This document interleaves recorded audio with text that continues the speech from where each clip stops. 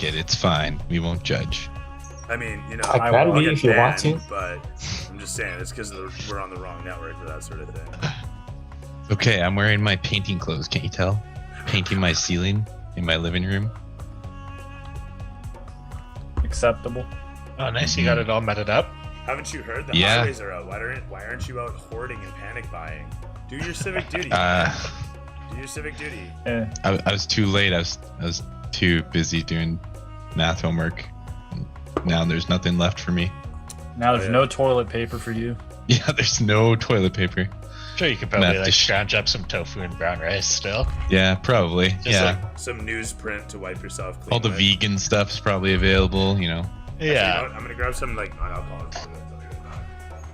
See, now the bidet in the bathroom seems like a good idea. Man, Right? I gotta say the Right. bidet is golden. I thought about that during COVID initially. I was like, I should get a bidet so what next time this toilet paper panic happens, it's not an issue. I will never Here I do am, that. still no bidet, and everyone's bought all their fucking toilet paper again. You didn't learn the first time. Are you gonna learn this time? Get the bidet, man. It's $100. Get a tushy. Yeah. Yeah, I gotta run like the water line now. Because I don't want cold. Yeah, you want that warm water on your asshole. Don't want the cold stuff. Get it all puckered. Hook her up, Buttercup. Hey, don't knock it till you try it. 17 months. Holy shit. Oh shit. Yeah, let's see Is that what how this long comes out you to. guys have been playing? I think so. That's how long Blackroom's been going. That's really crazy to me. That's cool. I know we're coming up on like the Christmas time again. Oh, Yeah, oh hey. shit. So yeah, that's that's a long time. Not bad for a campaign. Not bad at all. Yeah. Welcome back, everybody, to another exciting episode of Black Thumb. 17 months in. Some of us more consistent than others. But the point of tonight's session will be to see what the fates really have in store. Yes, indeed. As we join Barryum, screaming across the desert as dusk settles over the horizon, leaving Teshburl in the dust behind himself, the mechani engine having breathed new life into the bus and causing it to soar towards a destination that he has only heard of, heard his friends planning towards, and was left behind from to create that which carries him to, he hopes, their salvation. At his back is the fire elemental suffused with the mechani engine, having guided him, protected him, and now directed him. In the interim, we settle the story of what happens with the gangsters turned race team that went forth towards the Vega compound, the long derelict stretch of manor that is the legacy of the once proud family. Having found the rebel encampment entrenched within, they assaulted upon in the hopes that they would take them down with their might, but were bested. They now sit with their fates on the line, one of their few remaining cornered in a stairwell. The rest of them either unconscious, dead, or something far different. As we open up, it is a tense, if not definitive scene on two fronts. We have Barryum traveling towards a destination and those within the story that he will come to the end of. With that, Sean, if you could, regale us with what happened last session on Black Thumb. Sure. Give me 1 second. Gotta get my notes here. All right, so when we open up, Laz realizes that he is stuck. He has to choose between trying to rush his way to follow his compatriots and possibly being stuck out in the open and surrounded, or moving back into the tower and trying to take a defensive posture, which is what he ends up doing. So he heads that way. Then we switch over and we see a glint off of Sorth's face with Ali standing nearby. They are invisible. There's voices up ahead. Ali can make out the voice of a lieutenant in charge that he's aware of. There's a tunnel leading to an open room filled with tanks and tubes. There's individuals moving around. The room's 30 foot wide, opening to 50. There's a door away to the right. A Lieutenant Sukor, intelligent, sensible, but loyal to the master. There's fluid and crystalline jars and bubbling and turning blue. An alkalite gets something from Sukor and puts it in a cask, but when the fluid gets on him, he gets hurt. This new stuff, though, makes the whole cask blue. The alkalite and eventually starts to melt. Ali recognizes that the fumes can melt you. The door leads to steel coffins below. Ali tells Sorth they're here to destroy the lab and not to breathe the fumes. Ali is making his way to Sukor. Sorth is following Ali. Ali trips on Sorth's tail and makes a bunch of noise. Ali sneaks in and lights up the lieutenant, chops the dude in half. Ali is now invisible. And tries to hide himself. Sorth asks what's next to get done. Ali says they just kill everyone. Sorth is down for it, and Nat 20's the first shot on Alkalite and hits with the second. Other Alkalites are now yelling. Back to Laz, who misses on his first swing but connects on the second. The next attacker gets off a thrown dagger attack. We then jump to Barry, where we see the outside of the bus. The engine's fired up, the bus is glowing. Takes it out for a spin. The bus is running very fast. Barry needs to ask directions to save the rest of the crew. The spirit of the engine appears, and Barry asks for help to find the conflict. A beacon of light comes out, and so now we have GPS on the bus, screaming towards the compound. We cut back over to Sorth. Bolts of energy from a dagger from an alkalite. Sorth retaliates with a shot from his bow and then makes off to a hiding spot.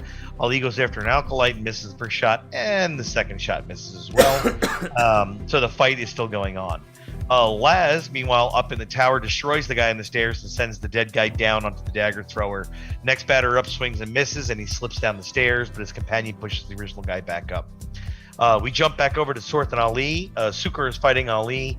Ali goes in the form of Dread, but misses, and the response attack fails.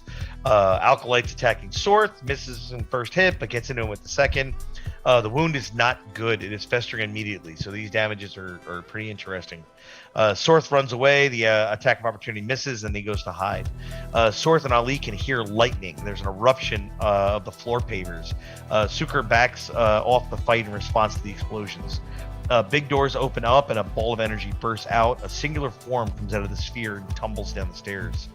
Uthos is looking for elixirs. He's in the lab. He sees the fight going on, asks if anyone would greet him.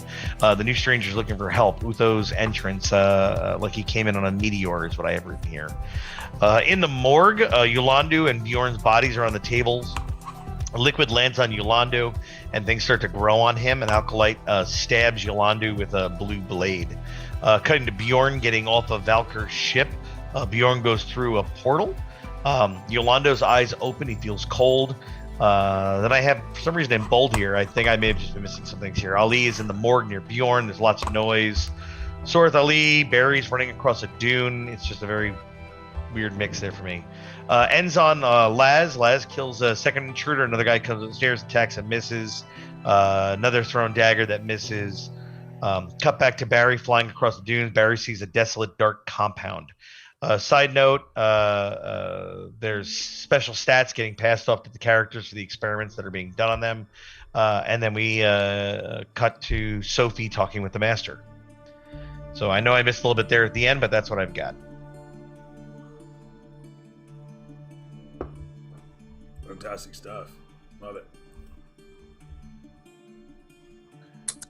As all this plays out in the title credits, of course we do the thing as most shows will, we crossfade to an unexpected scene with a familiar face reflected in the tankard across from a coin that gets flicked away into a pile.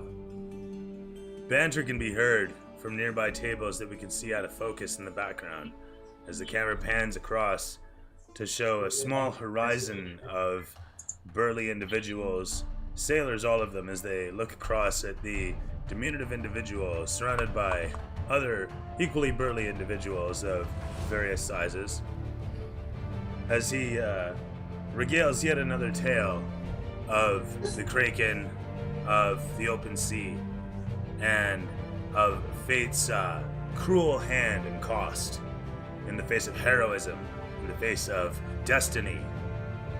There's a sudden shaking of the whole room all around as the entirety of the tavern vibrates. The camera pans across the whole of the population within this tavern, if one could call it that, as we look upon the windows and we see a shimmer through the glass panes as the surrounding scenery of village roadways and countryside turns to a faded view of astral space, stars and blackness, inky and dark, stretching away to infinitum, before shimmering back to a sunny, no, rainy day.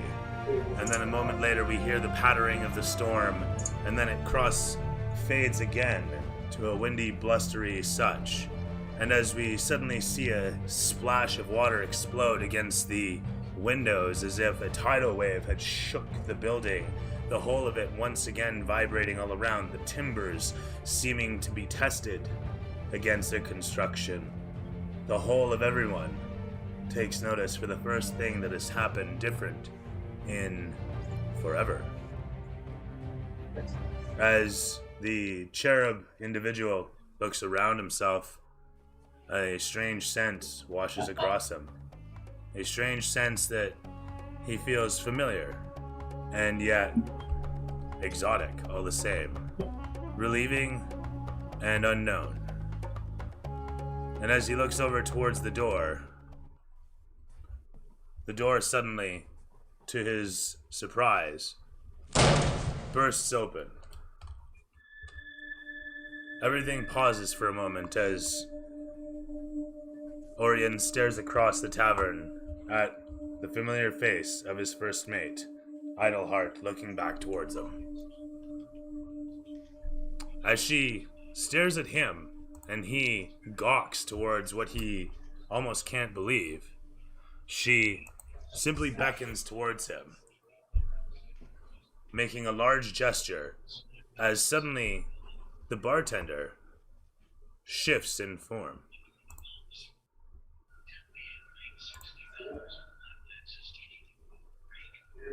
Orion, you find yourself in the place you have for a long, long time. And across from you stands a familiar face shouting of, "This is your chance." The bartender, as you look over towards looks over towards you and gives a shake of her head and tries to close the door with a gesture.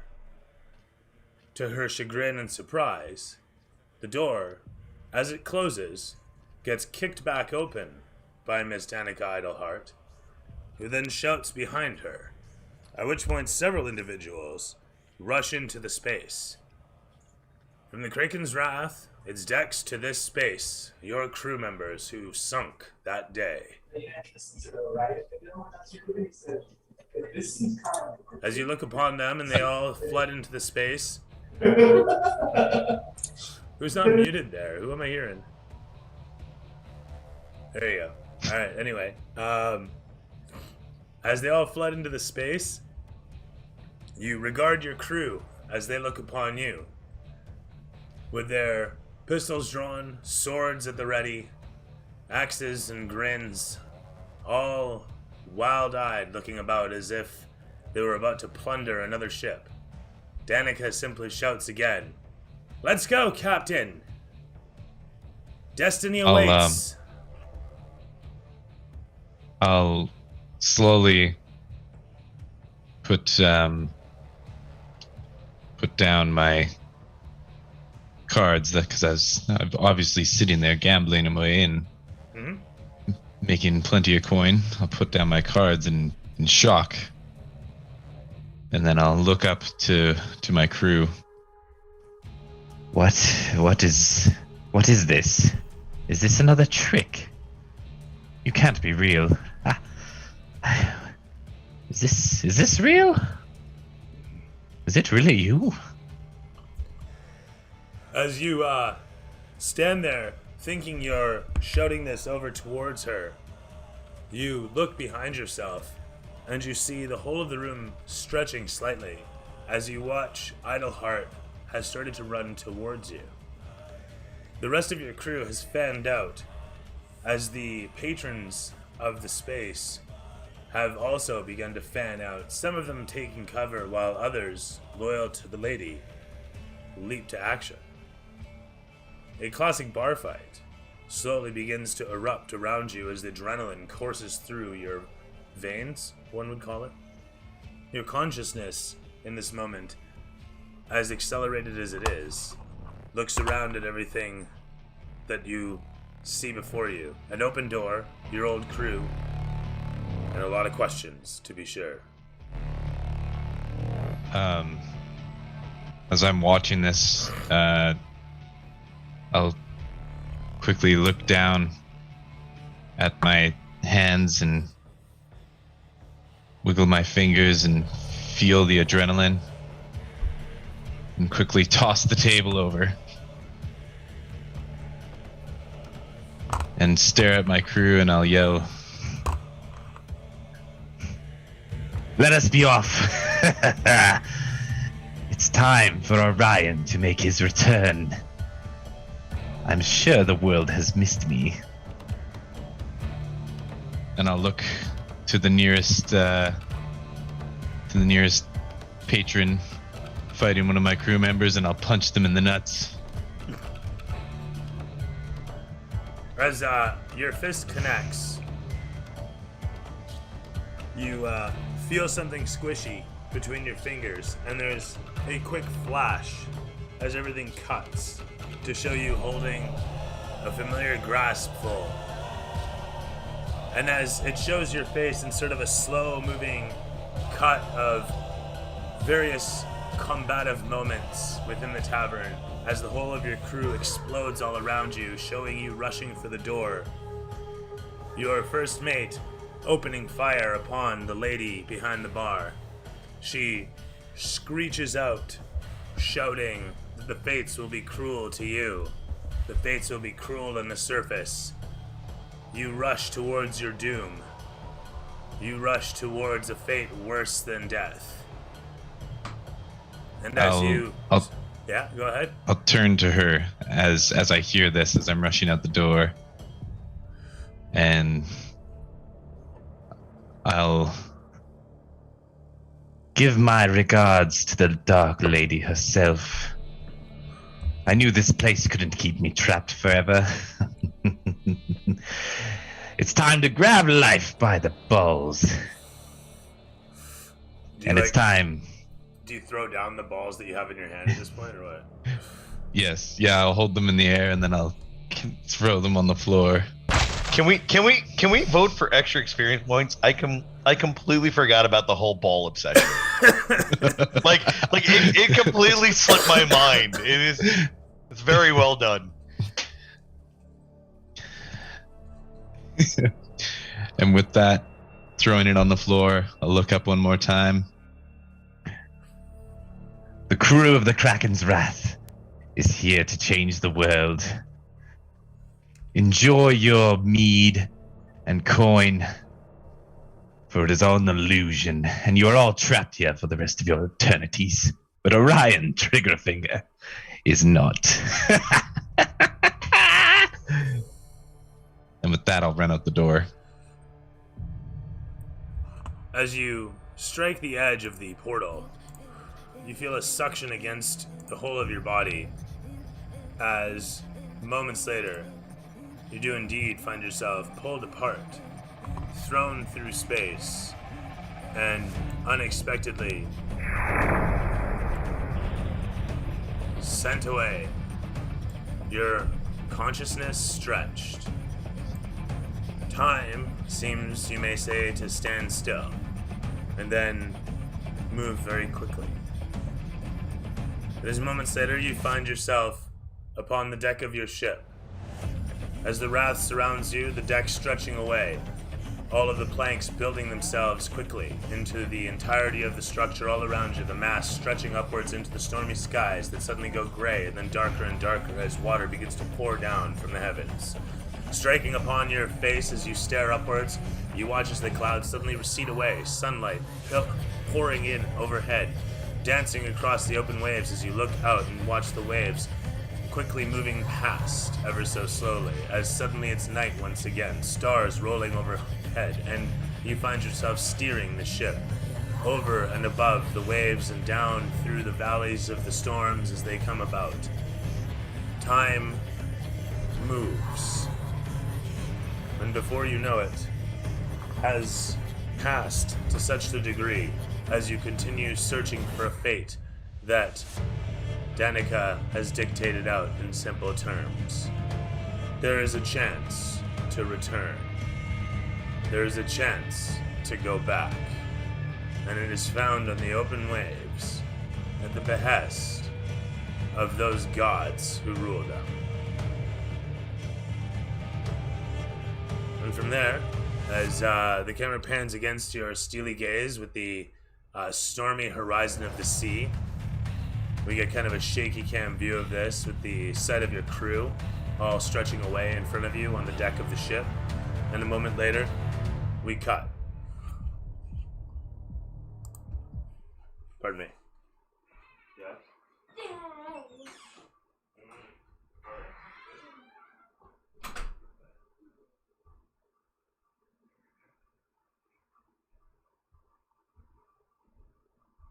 I figured out what Dooley's outfit reminds me of. Ballet. I got it. Oh, I got it. That's it. Wait for him to come back. As we were.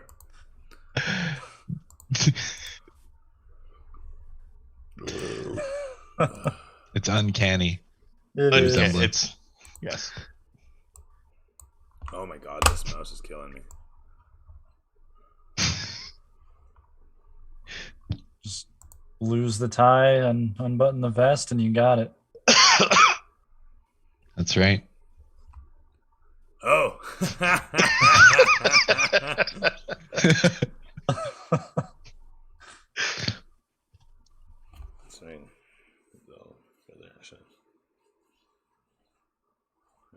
No, it's gonna There you go. curve back. It's gonna curve back. Can't get away from it.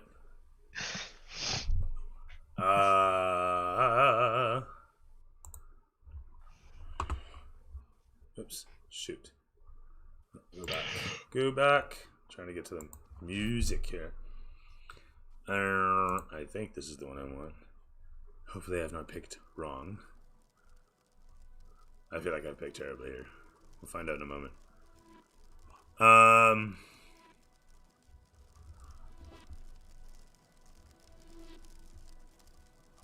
We cut to the basement scene.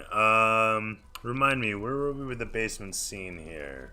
You guys had just entered upon the laboratory and taken down 3 of the acolytes so far, having alerted Sucor and the last remaining acolyte. Or no, there was 2 acolytes who had both. Sucor and Ali are fighting. Sucor and Ali are fighting, and then there was 2 acolytes remaining? I think so. Yeah. Oh, we just ended with Utho showing up. I don't remember much more. And Uthos had just meteored in. Yeah. Correctamundo. Alright. And Sorth had gotten hit and his wound was festering. Ah, yes. Right now, Sorth is just completely mind-fucked. I just came out of thin air. So a lot of this will get cleaned up, actually. Hiya.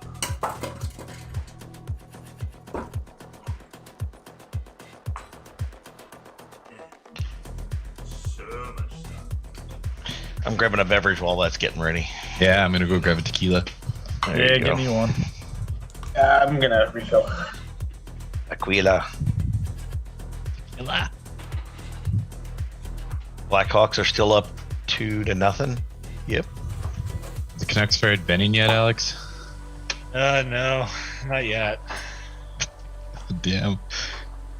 but they're losing again, so. At least they're consistent.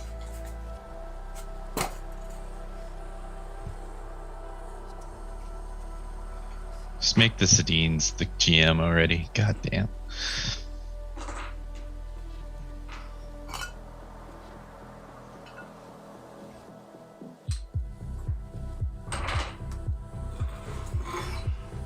Starting It's only my web. 3-2 tonight, which is an improvement. Oh, that's that's not bad. Did they score the first goal at least? No. I'm gonna take that as no. No. Colorado scored a power play goal, of course. Oh yes. Very impenetrable penalty kill. You got Tyler Mott back though. How is this possible? I mean, he took them from 9-1 to 3-2, I guess. Oh god. I honestly really like the Johnny Canuck jerseys for Abbotsford. Pull them up. I think that should be the new go-to. Oh, yeah. What was the name of the jersey? Johnny Canuck? Yeah. In my opinion, Johnny Canuck should be the Canucks logo. I think it's the most Canuck one, but Yeah, I mean, they're not Vancouver Orcas, but yeah. I like that logo. And I like the blue-green. Yeah, I like the colors. Oh, the lumberjack guy? Yeah. Yeah. That's a pretty cool one. Needs to be in Yeah, I a like boat. that. Ooh, did you guys hear that the Staples Center is being changed to the Crypto.com arena? Really? $700 million huge. dollars, and then their Crypto.com coin pumped $4 billion. I Dollars know, I'm today. sad I didn't freaking invest in it. I was so pissed. I wanted to get some just because if you hold enough of it, you get a free Netflix subscription and Exactly. Spotify subscription. But now it's going to get too expensive and it won't make it worth it. Right? Hey man, they're just gonna keep buying stuff. Might as well. They got the UFC and they got the arena now. It's crazy. Smart for them. That's wild. Well, it's like one of the first coins that are actually metaphoring into the physical world, right? Hmm. Like even Bitcoin doesn't own anything. I mean, yeah. Bitcoin's I mean- not a company, so. Yeah, still. Point being, though, there's no assets tied to the currency, and the funniest thing is that a lot of currencies are what they are because they have air quotes assets staked to their network, specifically Ethereum tokens, and that's where actually SHIB gets its initial valuation from. Sure. Well, that's why our current monetary system doesn't work because it's not tied to anything at all. It's tied to a printer. Pretty much. And a ledger somewhere. It ain't printing fast enough. I'm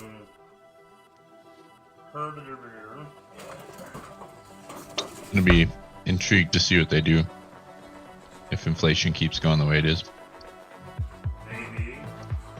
They're gonna have to up the interest rates, but then it's gonna I don't know, that's gonna screw a lot of, I don't know, it's crazy. I'm sure the bean counters will do exactly what's best for everyone. And everyone has everyone's best interests at heart. Yeah, they'll just do man. the same thing that everybody else did. This one will fail, and then they'll just make a new one, and then eventually that one will fail, and they'll keep going. Fair enough. Gotta profit while there's hope, though. Yeah, you gotta cash in. Get Not rich while everybody you else's can. downfall. Alright, where are we then? When's Snooter coin coming out? No shit, eh? It's dead. I tried that already. Damn. What? How'd you kill it so quick? For you, Seeing the Rocco. logo. Have you seen his D&D characters? Yeah, You gotta get him when the they same start, question. Laugh Damn, all you he's want, leaving. gentlemen, but the coin that kills itself is actually is a thing, and the value goes up as it does so.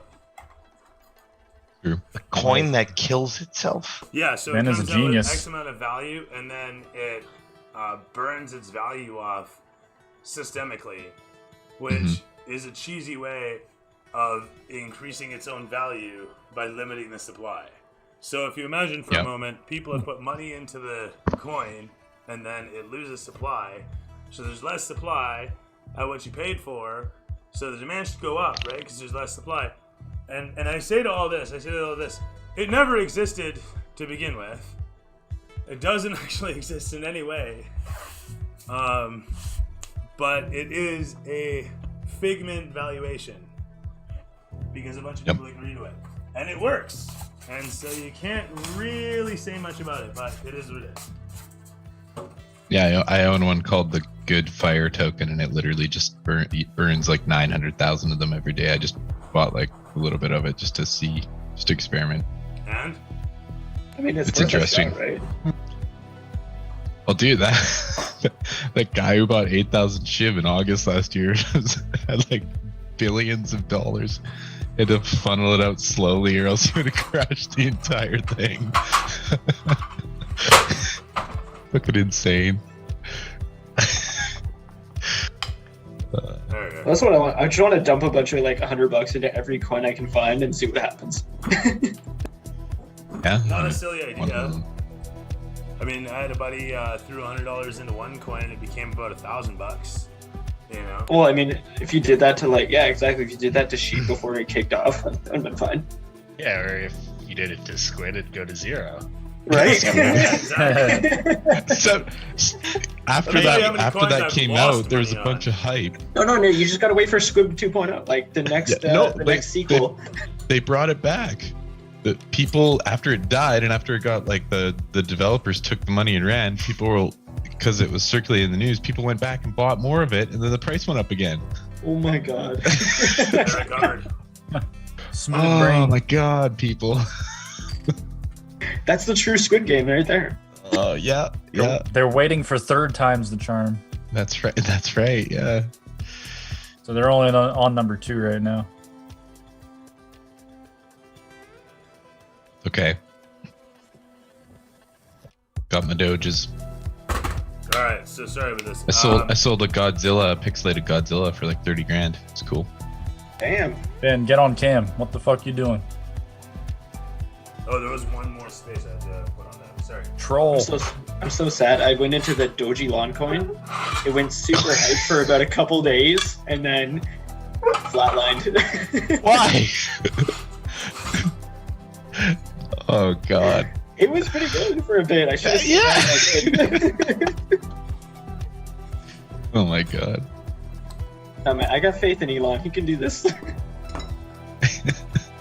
I don't think he's doing any of that. I have no idea what he's doing at all.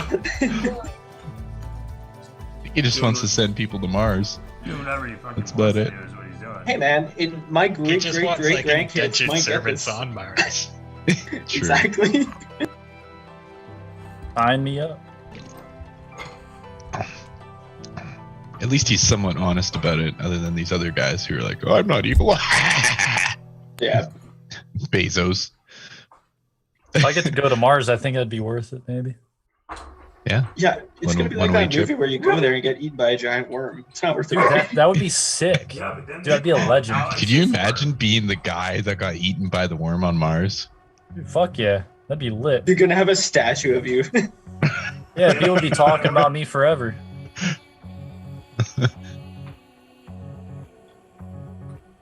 All the young punk kids will refer to you as Dick Guy because you got eaten by a dick. I'm just thinking like Starship Troopers, you know, where that dude Yeah. gets like sucked into Yeah. that sand pit and loses his legs. God, that's a Yeah. good movie. Freaking great movie. I think they just made a game for that too. Really? Yeah, Wow, I think that's so. Way delayed. No but- way. Do you guys understand the whole political concept behind that movie? Yeah, he's making fun of fascists. Yeah, to like the nth degree. And there's so many little things about it that I really didn't like. I knew what it was, but I really didn't notice. For example, at the school, every single person who has been in the war and speaks favorably of the war is handicapped in some way, missing a limb, in a wheelchair, missing an eye. I think every single person is maimed. Nobody is whole anymore. What else? Oh my gosh. The my favorite propaganda thing is obvious. Sorry? If you're not a citizen, you're nothing. That's it. Yeah, like the propaganda is just crazy and crazy good as far as I'm concerned. I mean, they got Diggy Howitzer in the SS uniform. Like, how good? It's not super subtle. You know? By the way, Cody, that game's coming out next year. It's just so funny to me because apparently the source material's like got some pretty fascist undertones to it, like quite glorifying of it. And he just wrote this like scathing satire of it. Huh. Which was Starship Troopers, yeah. Yeah.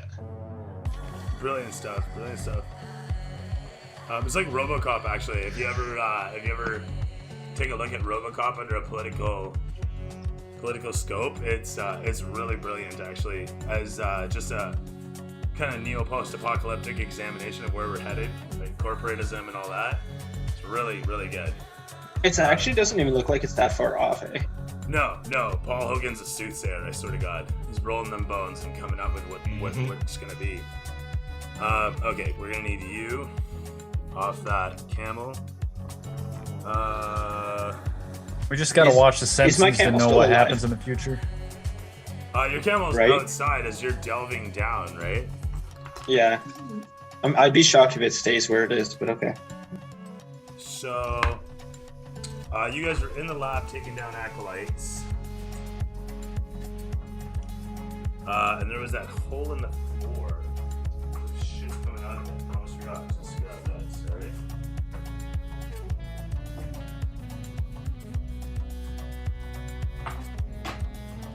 And because there's always boxes. Always boxes.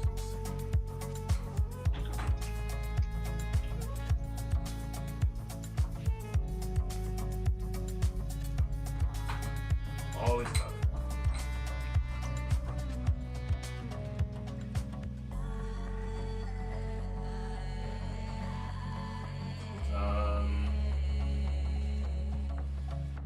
Just gonna go after poses. Oh, you know what?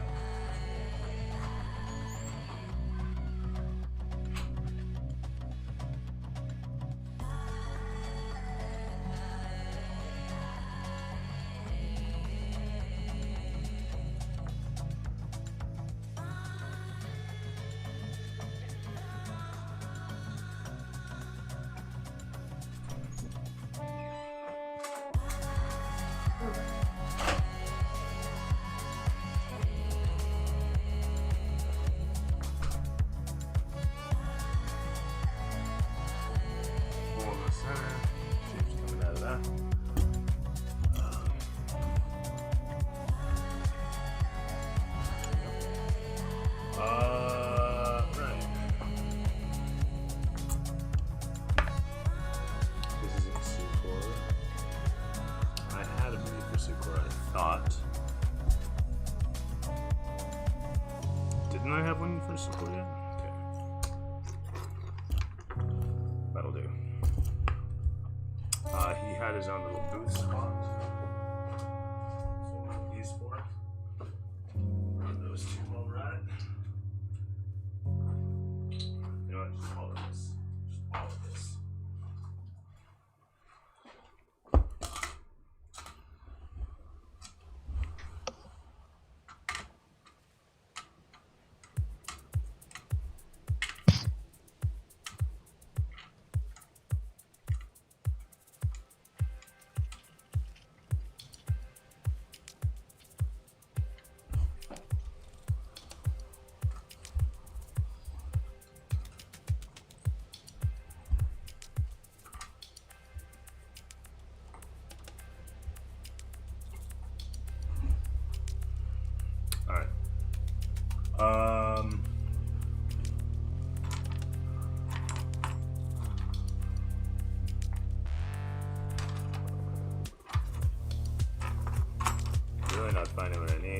okay.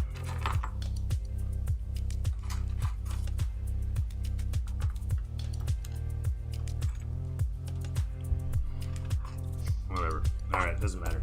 Just looking for a table. Can't seem to find one. Doesn't really matter. Don't especially need one. A little bit of decorum goes a long way. We get that in spades.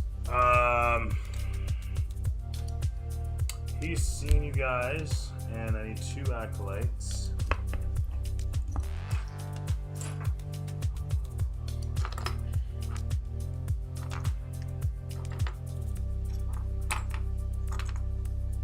This guy, and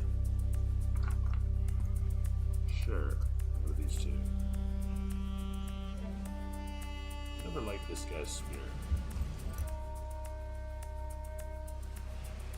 That guy, and then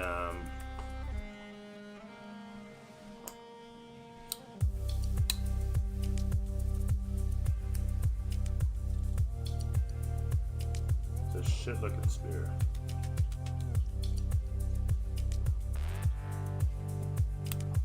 Done. Now I just got kind of like a wand or a knife or something. Zang. Awesome. I can use that somewhere else later on. That works, I think. Place was pretty empty otherwise, and there was just one stretch of route you guys hadn't explored otherwise. That was coming off here. With dimes. Now then, as we open up,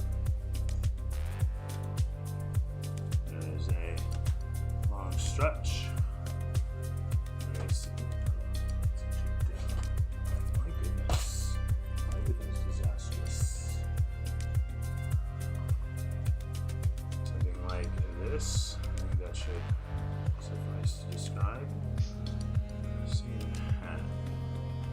Now, in addition to this, we also have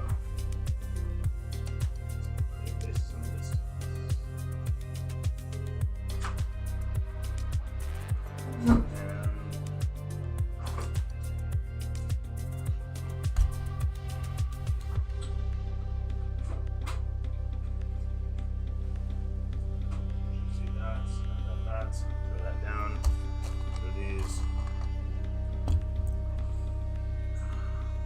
One dead body. 2 dead body. Right on. Probably me soon. Cool. Nice little layout. Right on. With that in mind, we have you guys situated on the far end there. You can see on the rightmost camera is Bjorn and Yolandu in all their splendor. Situated in the dark of the morgue off to the side from where Sorth and Ali venture through the lab area. Oh, actually, I had forgotten. The tanks. Word. Alright, where's the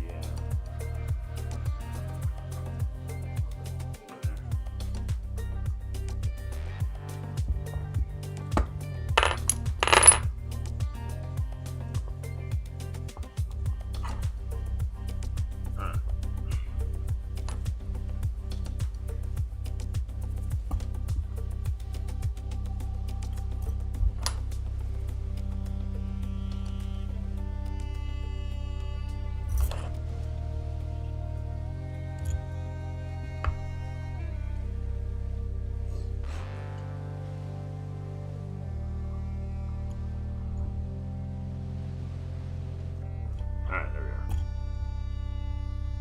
Cool.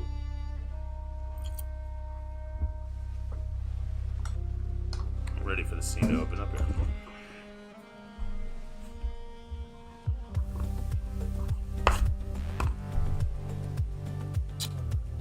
From where everything's situated, as we opened up, I believe it was Ali and Sorth coming in towards where Sukor is situated inside his little nestled area, his little office space, with his cubicle walls and his wide-eyed stare. He is situated with you guys just about 10 feet from the walls and 20 feet from him. Sorth will open up with you. He has some cover from where he's situated. Alright. And I'm just hidden behind those boxes there? Or, no, those boxes on that angle. Who's right in front of me? Is that Ali? That would be Ali. Ali is right in front of you. Alright, and can he see me or no? Can Ali Not see Ali, the other guy. He can see you, but he has a little bit of cover, as you can see there, with that silver barrel that was there the whole time. Yeah. He has about half cover in that space, and you have about quarter cover with the crate in front of Ali. Alright, can I come over to that low-bearing wall there on his left side? This one? Or this one? Yeah, kind of, so that way I can get around his cover from that barrel. Yeah, 100%. Rushing Awesome. over towards, he is on an elevated floor, so you actually have full cover, or at least 3/4 cover from him here. Okay. And what kind of angle do I have on him if he's A elevated? pretty good one. He has half cover from you. Alright, I'm gonna take that chance and fire 2 at him. The first one is 19. Hits. Oh, half Alright, so cover. that's good. Hang on. It's +5.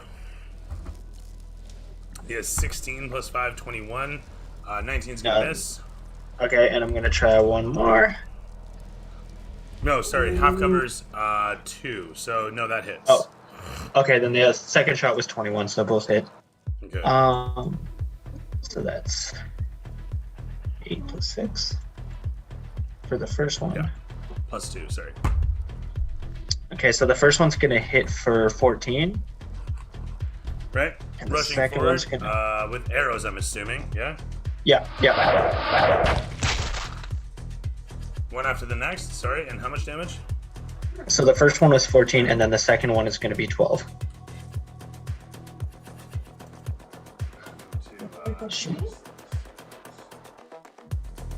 You had taken damage last turn, had you not? Last session? No, nobody's engaged with him. Sorry, never mind. No, I don't think anyone has. I was no. right beside him, but I missed twice. Oh, you were right next to him already? I think so. Oh yeah, you had close the distance on. Terrified. So with that said, as one after the next, the arrows kerplunk into him. He shouts out in frustration at the absolute agony caused by each impact as he recoils backwards, barely holding himself aloft. You see your opportunity, Ali, and you, what? I'm gonna take a swing at him with my axe for a 10, which will miss. And I'll try again for a 9, which is a crit fail. Oh my goodness, dude, I'm so sorry. Okay, so with that said, you swing mightily. Your massive axe sailing through the air, hitting nothing. With a absolute look of fear upon his face, he's dancing away and nearly falling out of reach of your swings. As you watch him take the arrows, you maintain your stance, moving forward. And do you have a bonus action to declare? No, I don't. With that said, it is over to Sukor as he, pulling the arrow out of himself, takes a moment of repose, and then thrusts forth with a natural 20. Then he swings with a 12 plus, I think it was 6 in his case for 18 against your AC, which I'm assuming misses Ali, or does that hit?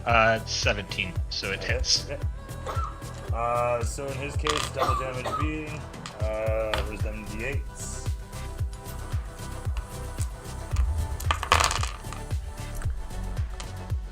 He shrieks as he strikes, and with a 10 and 8 for 18 plus bonus of 2 for 20 points of damage on the first strike, plus another 7 points for 27 points of fantastic damage as he leaps in towards you.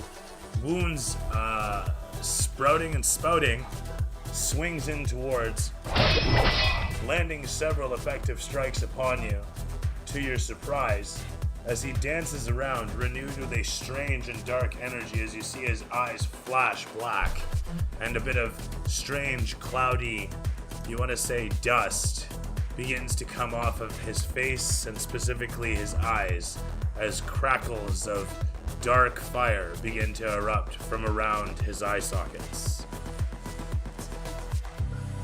As his blade flashes black and begins to erupt with blackened flames, he grits his teeth, smiles at you, and then looks over towards where Sorth is situated. At which point, he runs. You can take an attack of opportunity if you like. He runs around you. Yeah, I'll give that a shot. Actually, he'll athletics his way over here. I got a 19 on my attack of opportunity. Oh, motherfucker, you hit him. Do you have Sentinel? No. No? He just ran away, didn't he? Yeah, but if you have Sentinel, you can stop someone, eh? Oh, yeah.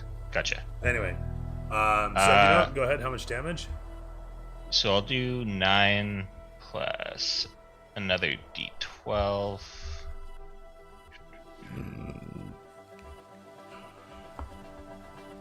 So 13 necrotic damage. Good lord. For 39.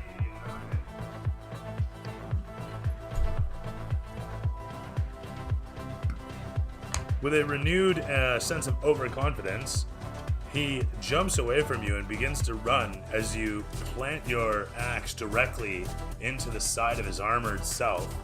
The hard-boiled jerkin underneath his robes cracks audibly, as does his ribcage. As he stumbles away from the swing, you finding your legs and weight pirouetting through, spinning about to his destructive dismay. He manages to stumble some towards the wall, still rolling such that he manages to clamber over it, screaming in pain and agony as he falls to his feet on the other side. Amidst the few acolytes that remain, you watch as the one rushes in aside the boxes and clambering up onto them, opens fire down on Sorth with where's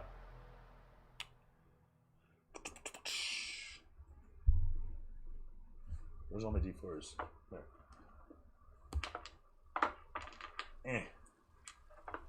There we are.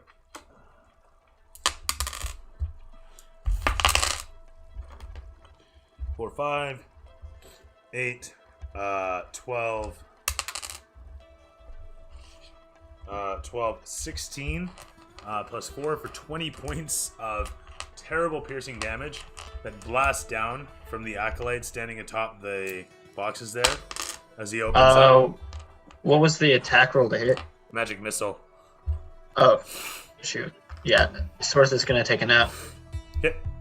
As Sorth looks up towards, hearing the terrible sounds.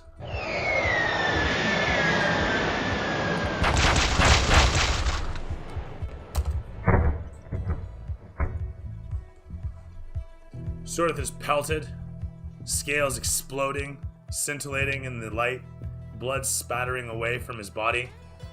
As you look forth and watch as Kurgit steps out of the blinding light and holds your hand and says, "So you'd never guess what happened.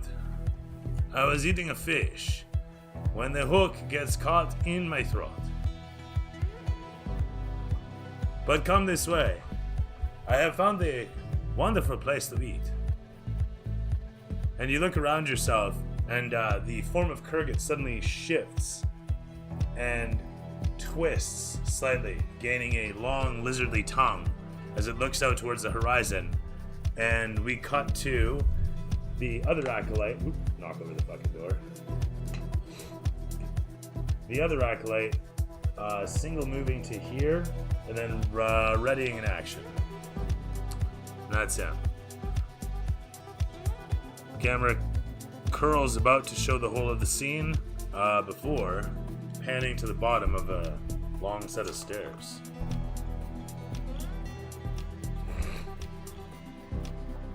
So you got kind of a single file situation still going on, with these guys congregating at the bend as they head up towards where you're located.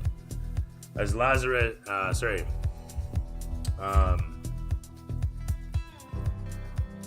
Mr. Tunikigo is looking down the staircase towards his possible fate, the next in line comes rushing in towards you.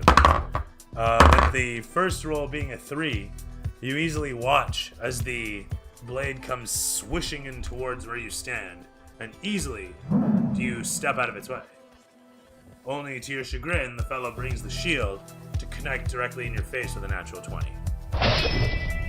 As it carves up against your gorget and then into your chin, oh, you know where a gorget, never mind. As it carves up against the whole of your body and into your chin, delivering ability, I just fucking had it here. Oh, not so good a roll attack. 6 plus bonus is 2. For 8 points, halved to 4 points of damage. But the fellow lands upon you.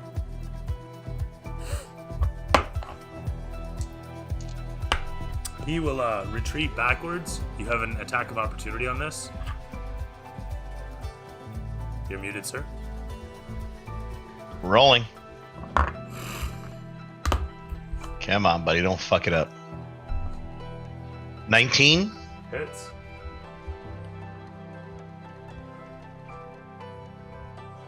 And 9 damage for that.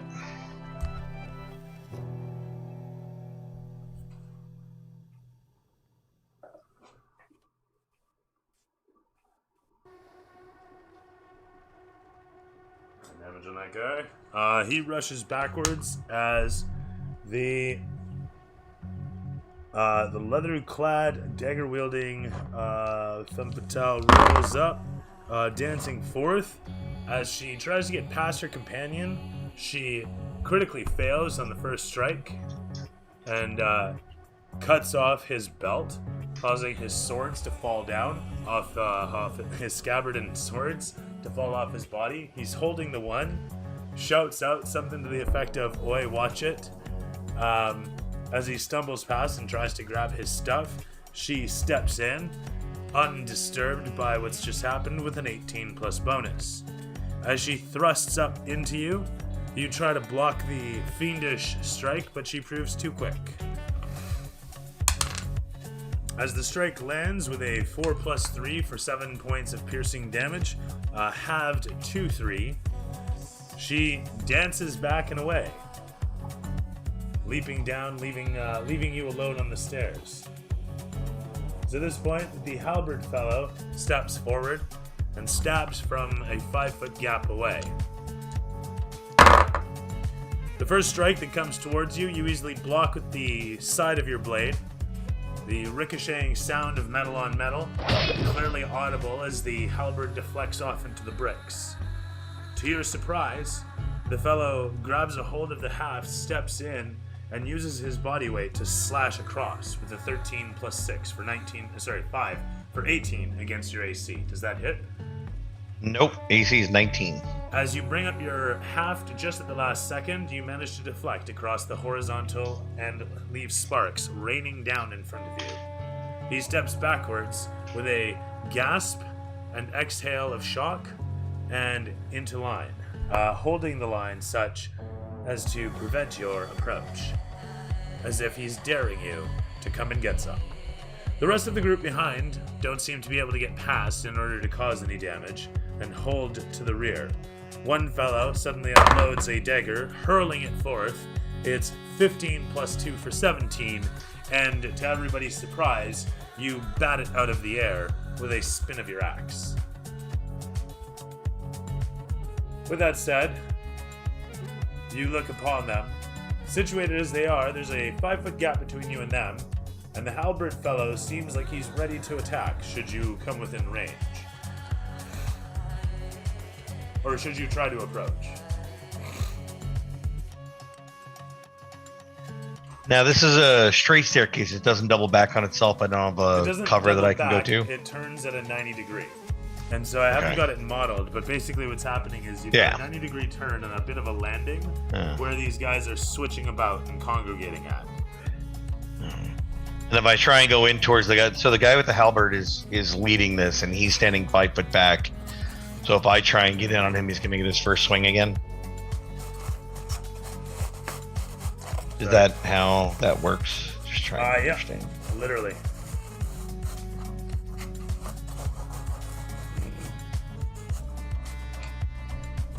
Oh, that fucking sucks, but...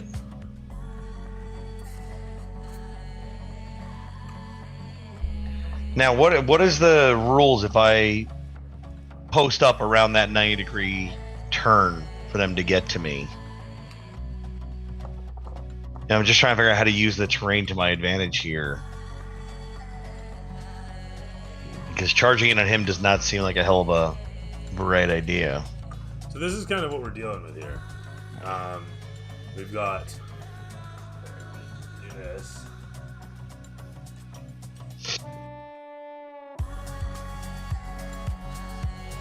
This sort of thing. Does that make sense? Yeah. Alright, we can get another angle on it from here. Alright. Not the best angle.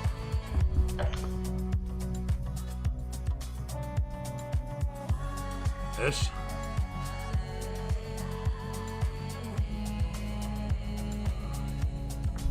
And finally, of course, we've got from the down low. So these guys are coming up this route here and coming to a bit of a landing where they turn 90 degrees to come up towards where you're standing just before the trap door and ladder.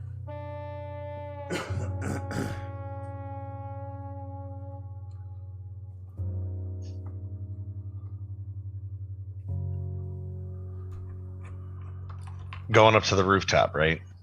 Correct. Ladder and trapdoor. Correcto, sir.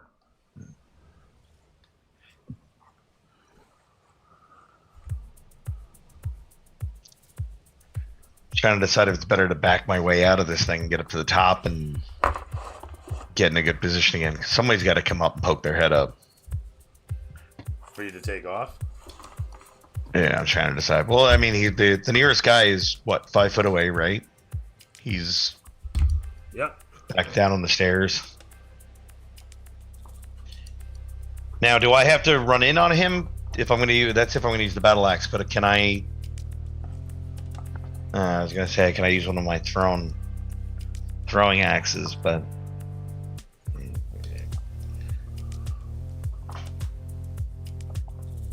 Fuck it. Let's get at him. I don't see it turning out well, but we might as well.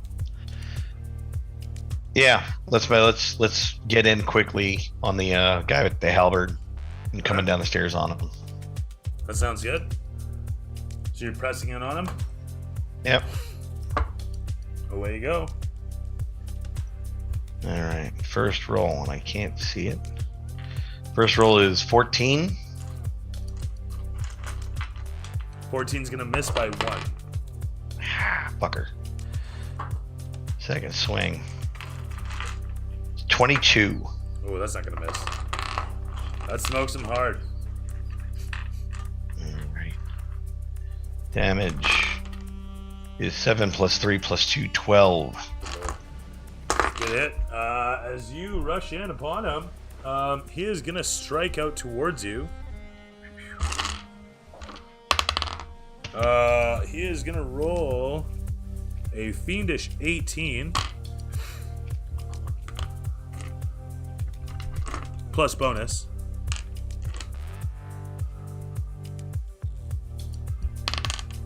It's gonna be 3 plus his bonus of 3 for 6, halved to 3 as he carves into you, and you deal him, 12.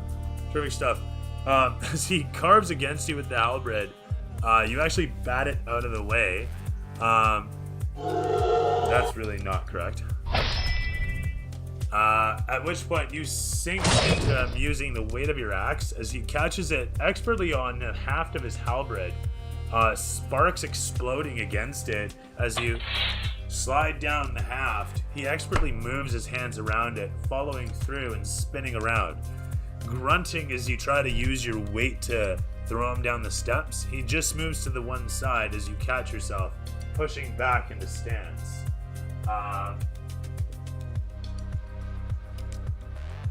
To your surprise, he's not taken down by the strike, but he's clearly winded.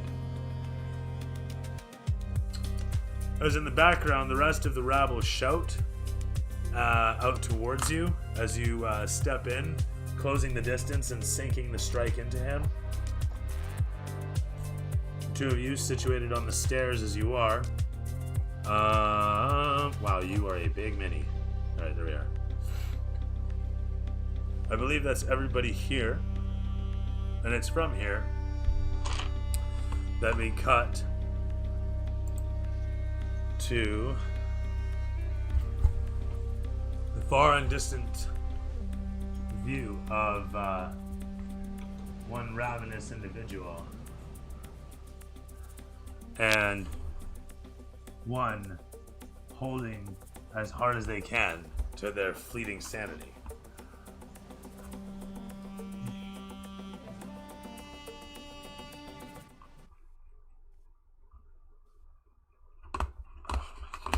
This thing, holy, come on, what are you doing?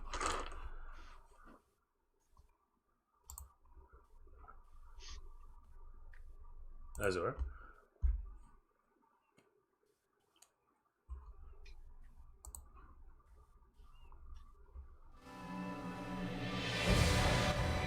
No, that's a bit much.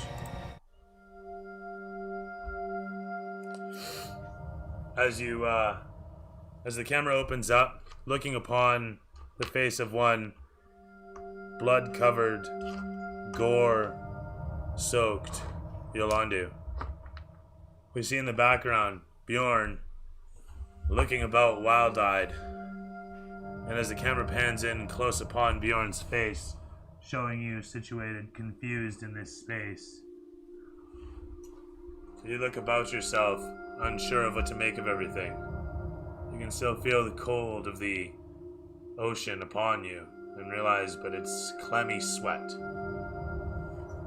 As the camera pulls back and shows the whole of the hallway from where we can see Alondu situated in the darkness at the far end, the camera pulls then back around behind Bjorn to show your companion, if you want to call him that, at the far end of this chamber. What do you do, Bjorn? Do you guys still have all my equipment on me? No, you're naked as a jaybird. Naked as a jaybird. That's not ideal. You look around for a moment, and you don't see much in this room except for the acolytes and their robes and equipment. I'm gonna call out to the fellow across the room then. Do you know where we are? How we got here? Yolanda? Who are you? I'm Bjorn, the ballista proof, wounder of dragons, etc., etc. We don't have time for all of them. You don't want some? No? Your voices echo Your what? throughout this place. In the dim and darkness, you hear an explosion of combat some distance away, not too far, down the hall. And as Yolandu looks down that hall, he sees flashes of color, explosions of etheric energy. Your voice is drowned out by that which you hear down the hall. Continue. Are you not hungry? What are you eating? Food?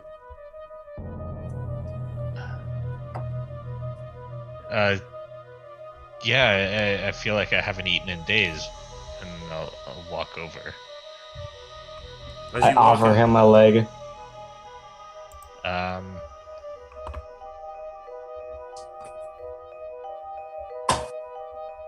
What you see before you both shocks you, disturbs you, disgusts you, excites you, causes you to salivate, causes you to feel hunger, brings up a need of satisfaction in you. You feel nauseated and at the same time hungry. I'm gonna stumble backwards and try and run away. Throw me wisdom. DC save. You already made the save last session. That's fine. You push away the urge just fine. Okay, I'm gonna run towards the battle. That seems more like something I can handle and what I was brought back for. I'm gonna bite my mouth and stand up to Sorry, one sec. to loot the bodies, see if there are any weapons I can find. Cause I'm basically naked right now, right? Correct, you both are. I'll grab 2 so I can give it to this handsome stranger I don't know. Fair. Pulling the robes from the acolytes, you sight that underneath they have leather jerkins and comfortable breeches. The acolytes have a variety of gear amidst them. Most of them 2 of them carry a short sword. Sorry, actually, one of them carries a short sword. One of them simply carries a pocket knife.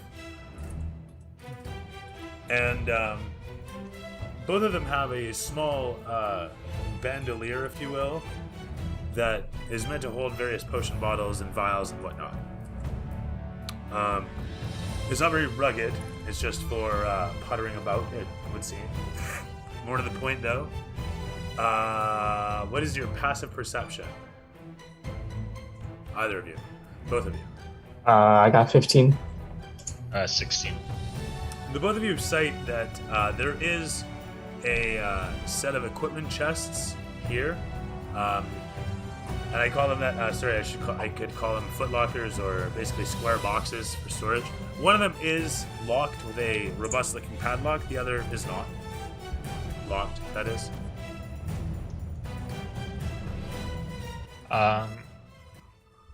Can I take the short sword and try and pry the lock off?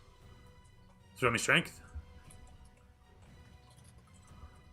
15.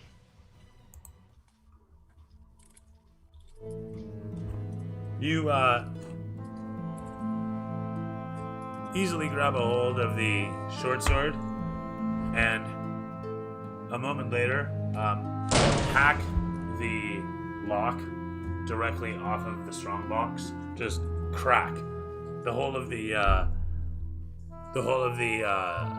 bolted section smashes easily under the weight of your strike, and with that, the lid comes free. Inside, you can see there's a variety of empty bottles and full bottles, a book of parchmentures sticking out haphazardly, and also a pair of clean robes as opposed to the dirty ones that you've just adorned or been offered anyhow. There's a collection of daggers that appears ceremonial in some fashion, and a pair of short swords that seem to match the one you've grabbed off of one of the acolytes. The one you've grabbed off of the acolyte that also comes in a scabbard, along with these ones in the box. Their handles are made of a sort of onyx metal. And I say it that way because it's not a steel that you would see blackened by soot, but rather it shines under the thread wrapping of that is the grip. The scabbards themselves are a simple leather binding, but you can see that they all have the matching runic arrangement at the far end of it, at the tip. That said, the collection of daggers are also made of the same sort of metal, and also have the same sort of thread wrapping for their grips. And that's Do what's I in the locked recognize the chest. runes at all? You can throw me Arcanic. Or Religion. 12 on religion. You do think you recognize the sigil. It is not a friendly one. Near as you could say, perhaps one of the darker gods, the pantheon of perhaps Cyric or shoot, I'm drawing a blank on this, or worse, Vecna, something darker still. It's escaping you exactly what it might be, but somewhere to that effect. You remember seeing this in those camps once upon a time. And as you come to, looking upon the scene before you, as the chill of the air hits your naked balls, and you feel the hunger down deep within you as you quell it, pushing it away. You hear the sounds of combat echoing away. What do you do? It's desperate times. I don't like the looks of these swords, but I'm going to strap one of the scabbards on, and I'm going to pull on a pair of those breeches, and move towards the where the sound's coming from, asking Yolandu to follow me. There were 2 daggers, right? There was a handful up, actually. One guy had a pocket knife, not even a dagger. But in the chest, there was let's see here. There's a handful. There was you know what? There was 5 daggers. I'll take one. You do so. I'll take 2 actually. You do so. And then I'll follow closely behind this random man I just met. Okay, for the sake of plot and ease of storytelling, you do so. As close as I can get, basically. Right. If he farts, you'll be the first to know. But as the 2 of you make your way down the hall, your silhouettes entering in upon this space, it is clear that there is a battle of some magnitude erupting as you watch a magi unleash a terrible effect upon a lizardly looking fellow, humanoid in form before he simply drops to the ground. Dead, it seems. And as this occurs, the camera panning high and overhead, showing you guys moving in upon, we cut away.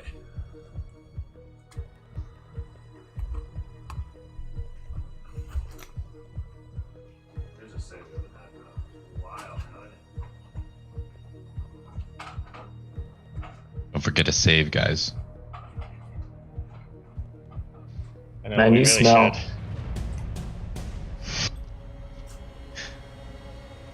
What does he smell like? it smells like a corpse. Like Oh. Teen Spirit. I hope I at No. least smell good. No. I mean, what a poetic way to go. Eaten alive.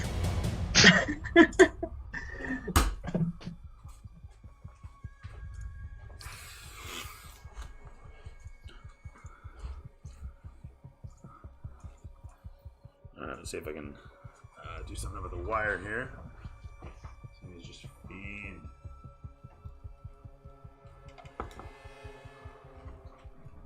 Sort of, not really. I have high hopes for myself. It's not quite like that though. Alright, there we are. Alright, Shazamski. Let's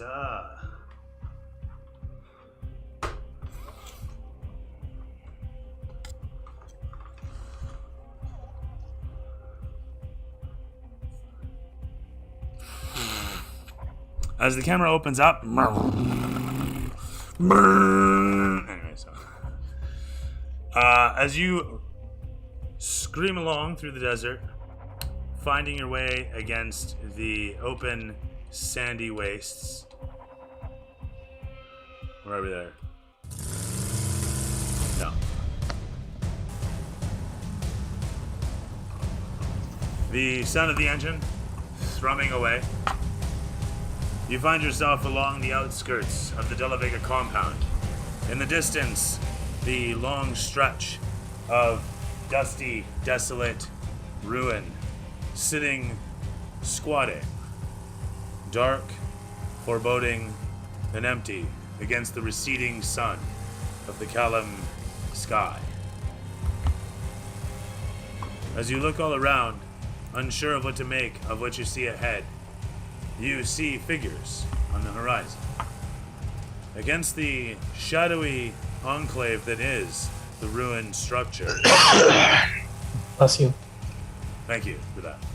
You see the many four-legged forms of some strange beasts heading out from the manor grounds. Bounding over the walls, they come rushing in towards you. As the bus roasts along, roasting as it does, in the background we watch as one after the next, they bound into view, coming in alongside the bus. As you do your best to steer against the treacherous path next to the cliff, you look out towards the rear of the bus by way of the mirrors to see these things jumping down and galloping alongside. They're fearsome forms, massive, burly, and clawed, gnashing through the air as they leap, helplessly, hopelessly maybe, or assuredly, gainfully, towards the bus, hoping to take you down as you burn across the sandy wastes. The mechani engine behind, chuffing away as it does, flares slightly, and you can hear a groan or a whine as something bursts forth from the engine's housing. A small burst of perhaps frustration, or perhaps a warning, you're not sure. Barryum, what do you do? How big are they compared to the bus? The minis don't do them justice. They're about the size. You know what? Actually, we're gonna use these things.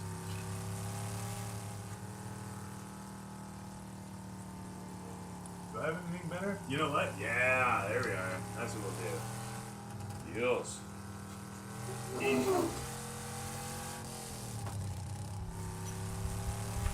Bear with me. Yo.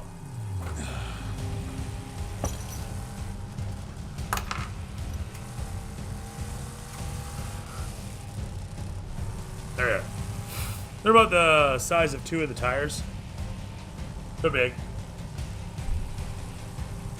Just to give you an idea, for scale, that's Barryum. I would like to kind of swerve towards them, not to run them completely over, but to sort of try and cripple them. Just So kind of clip them. You gonna try and like drive into them slightly? Yeah, just try and maybe get them caught up in the tires just enough to mess up their legs. All right, that's fair. That's the attempt. That's fair. Throw me a pilot check. They've got an AC That was of Dex 16. plus proficiency, right? It is.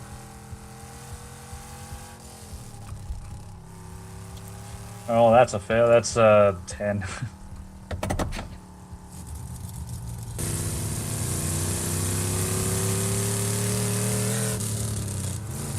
As there we are.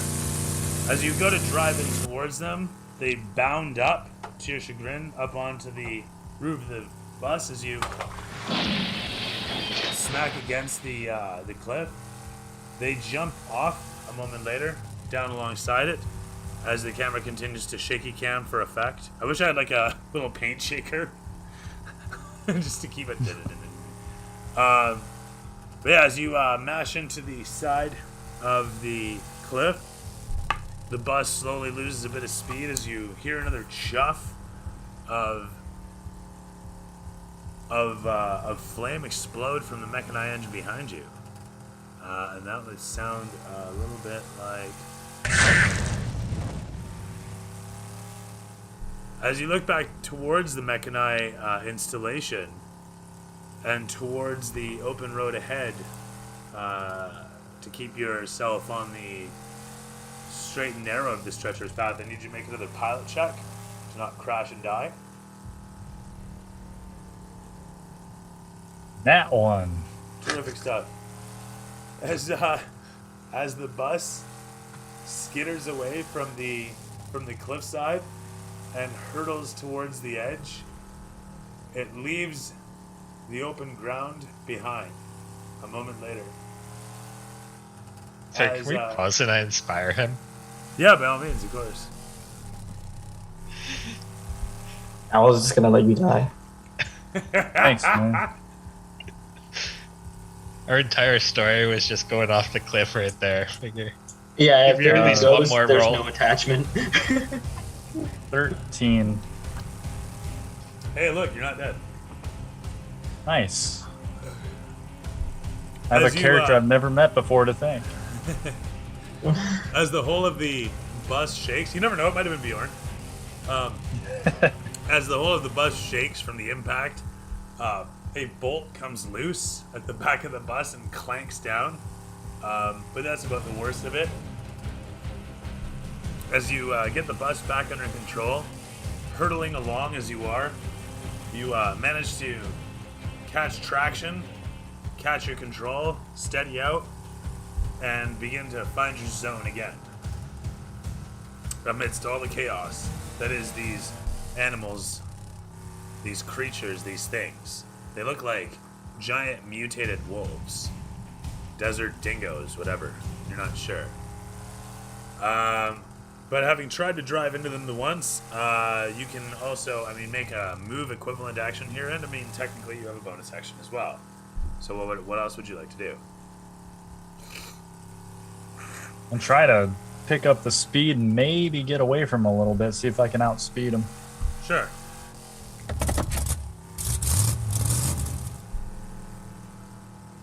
So you're a pilot check there?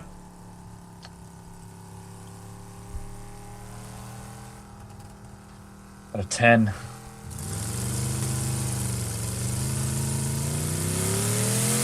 As you open up, doing your best to pick up speed and gears over the terrain, you find it treacherous and a bit challenging. You don't wreck, but you bring it back under control a moment later as you realize that it would be foolish of you to try and make it too far away. The wolves, seeming to count on this, whatever they are, bound along easily enough, keeping pace with the bus despite your best effort in the moment. As this all occurs, the one goes to leap upon the bus and crit fails.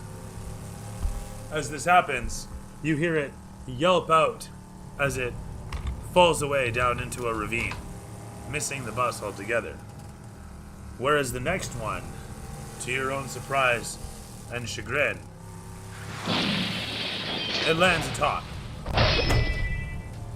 And as it does, the camera piling high, oh yeah, and also shaky camming, to show you moving about. Showing it atop, it clatters about, holding itself easily on top of the bus as it looks for a place of entry. Barryum's gonna growl in frustration. I just fucking fixed this thing.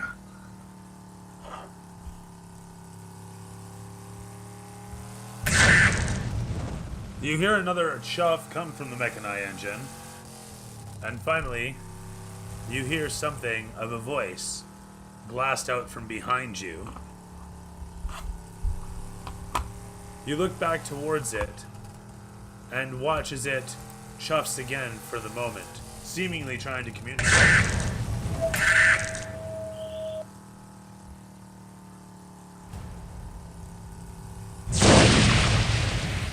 Did you say, did you do anything towards the engine? Is there anything you can do to get these bastards off of us? It chuffs in response, flames beginning to glow around the engine, and you feel something for the moment. As you are attuned to it, you feel it, you want to say, speak to you in a fashion, and says that it can, but it would weaken its drive. It's up to you.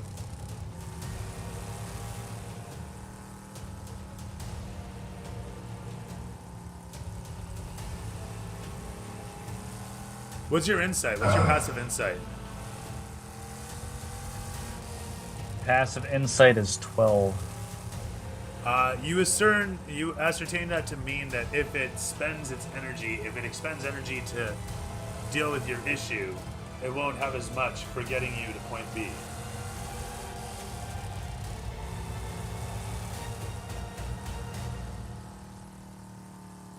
I'll see what I can do.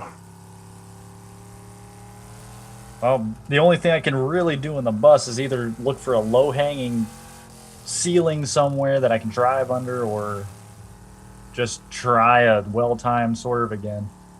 What's your passive perception? Not good. 9. Throw me active perception. Let's see if there are any. You have seen some cliff sides that arch over. Maybe one of those. 14. Looking around, you see that some of them might just do the trick. And as the camera pans against you, your steely-eyed gaze, looking about wild-eyed, the camera cuts.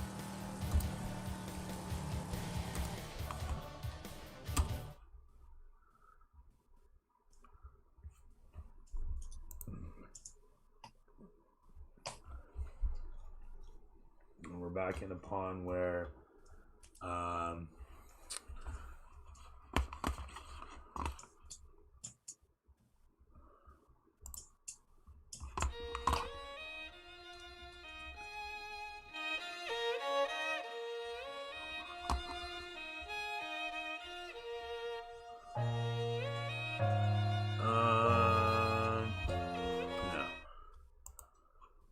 We'll go with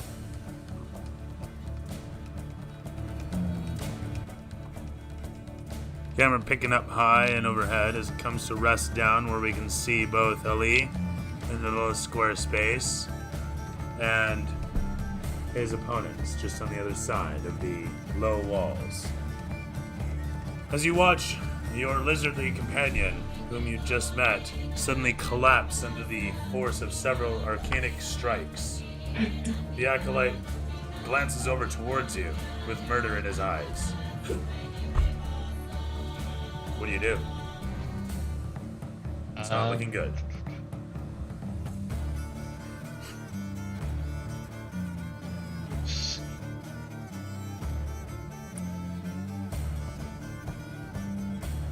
I'm gonna jump the wall and keep going after the lieutenant there. Alright.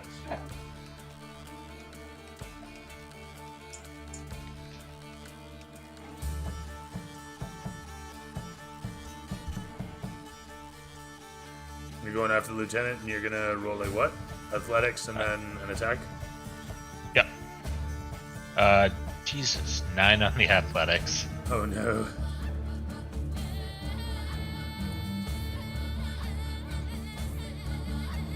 Man, my last 3 rolls have been a 2, a 1, and a 2. So your athletics was it, sorry? That's 7 total. Oh man. Or sorry, 9 total. Oh, you know what? That'll do. You smash on a glass bottle of sand, just completely destroy it as you jump up and over, landing down on the other side. As you stumble forth and come in towards where Sukor is standing, looking up towards you, what was your attack roll? Math 20 for 6 plus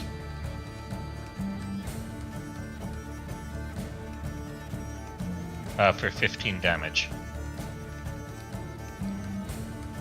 To Sukor's dismay, you land down into him with a 15, bringing him to 54 actually. Winded as he was already, your weapon lands upon him. The axe striking down on his already broken breastplate, crushing his already broken ribs even further. As he falls back down on the ground with you landing on top of him, his face actually becomes inexplicably soaked by his own blood as he spews from the sudden internal shock. As he guffaws, collapsing on the ground under your weight, the both of you find yourselves sprawled out, and the nearby acolyte, looking down towards you, looks at his wand and then re-examines his options, pulling his short sword out and taking a quick swing at advantage down upon you. With a 17 plus bonus, he strikes down. And with a 16 plus bonus, he strikes a second time. With 9 plus 4 for 13 points of damage total, he does his best to carve into you, doing his damnedest to try and end you. Does he succeed?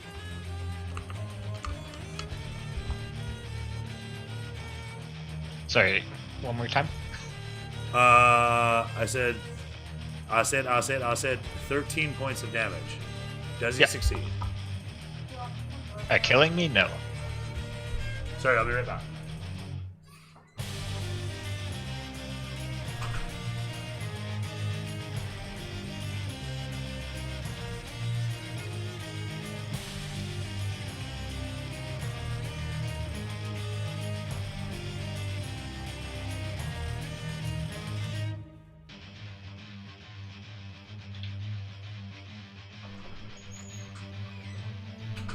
Sorry, 13 points of damage? Yep. So are you knocked out? No, I'm still good to go. Right on. As you do your best to block the strikes, holding the acolyte at bay, you see from where you're situated, actually nothing, never mind. Other than the acolyte up on top of the boxes, whose attention has suddenly been pulled away towards some new arrivals. And as he does so, looking over towards you, he points his wand out and fires away. Can I counterspell a wand? I don't believe... I think you can, actually. But he points it away from you anyhow, down the hall, and unleashes... Oh, shite. That was 3 and 2 and 3 and 1. 9 and 4. Oh, hang on.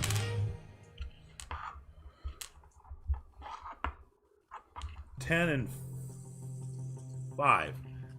10 and 4? Yeah, 10 and 4 as 14 points of damage sails in upon Yolandu. As one after the next, the arcanic streaming bolts sail in towards, landing upon where you stand. They're painful, explosive,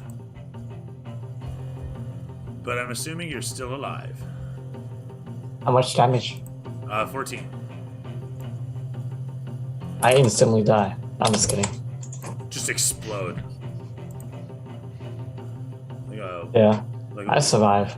Water bottle hit with a nail gun. Alright, where are we here? The acolyte does his thing. The guy does that up top. And from there, camera pans it upon Sorth for a death save.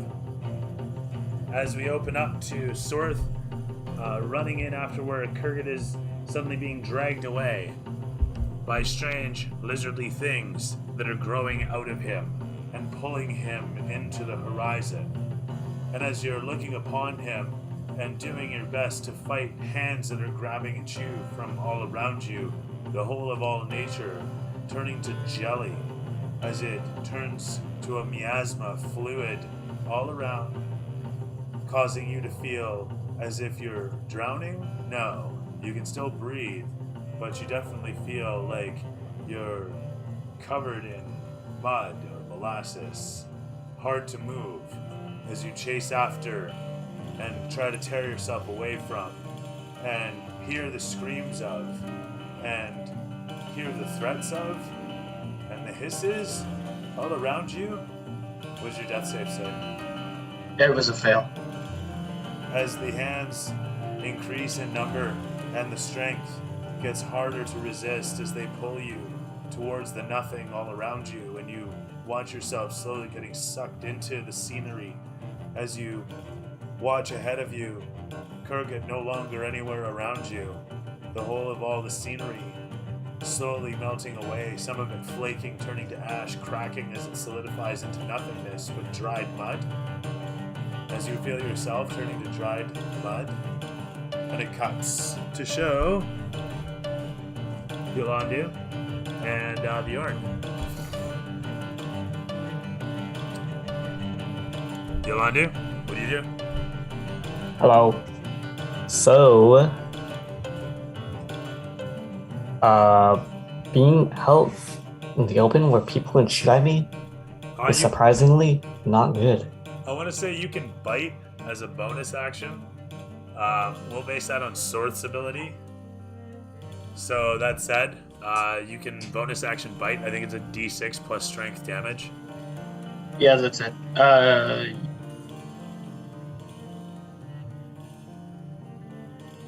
Muted, say what? Yeah, it is a D6 plus strength. Yeah. With that said, if Yolandu wants, he can double move out to one of the acolytes and bite them. How many acolytes are there? 3? 2. Well, 2? One that you can see. Bjorn is with me, right? Just making sure he didn't ditch me. Alright. I'll take the rightmost one, double move to bite him. You can also offhand strike, just so you know. You don't have to bite. I feel like he Biting wants to bite. would be great because I'm still hungry. Okay. I'm very much a carnivore now. Alright then. I love meat. Don't take that out of context, please. So, double move. Far too late. With that said, The though, bite is the same as unarmed strike, right? it is, yeah. Okay.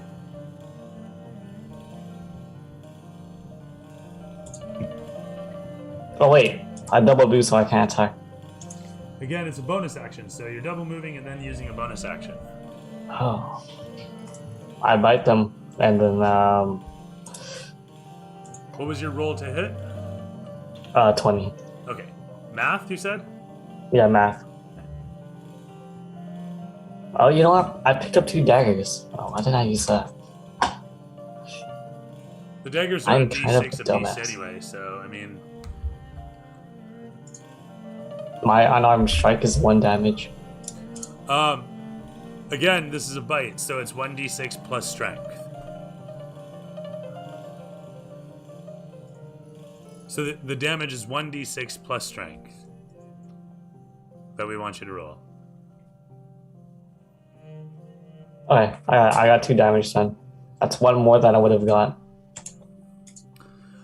You rush in upon the acolyte, and opening your maw, it opens suddenly and ever so large, as a snake might dislocate it to expand it.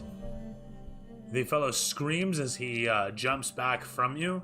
You manage to just barely nip upon him for all of 2 points of damage.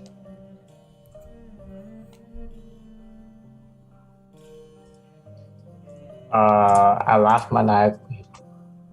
Alright. Having received just a small taste of him, you can honestly say he tastes good. He tastes good. Don't take that out of context, right? So with that said, Bjorn, you watch as your companion rushes forward with a feral fury, leaping upon and taking a bite out of your opposition.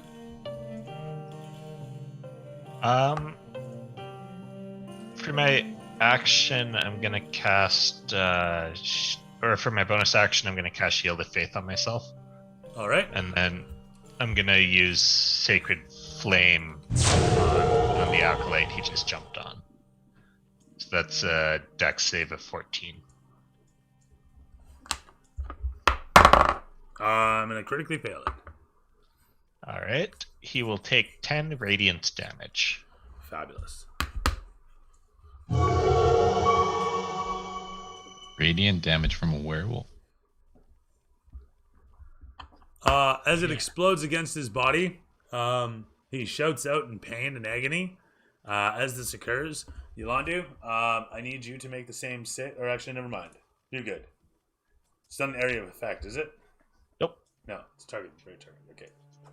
With that said, anything else to declare, sir? Any movement? Anything else? Do I happen to see Uthos anywhere? Oh, hey, how about that guy, eh? Fuck. Totally forgot that guy. Fuck me. Totally fucking forgot Uthos. You're the blue tiefling dude. Shit sakes. Fuck. Just having fun with that guy. I'm actually an elf, but... Oh, yeah, okay. You know. Where was the mini I was using for that guy then? Fuck. That's when you totally forget about another character altogether. You don't mind. I didn't want to stop you. You were on a roll, so... Well, I mean, you should be part of the roll, yo. I was just biding my time, you know? Seeing how this all plays out.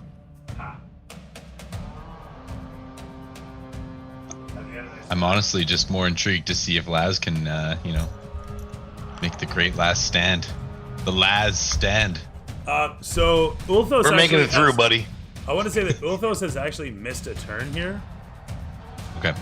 So what would you have done last turn in this little standoff that's occurring in the lab?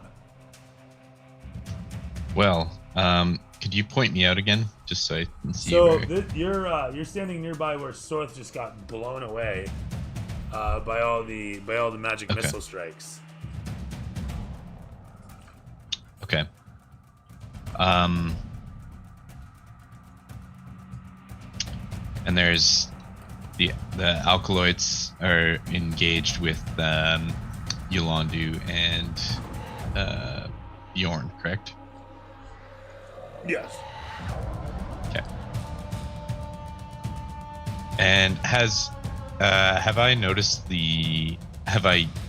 Yolanda and Bjorn in their current state, or do they just look like normal people to me?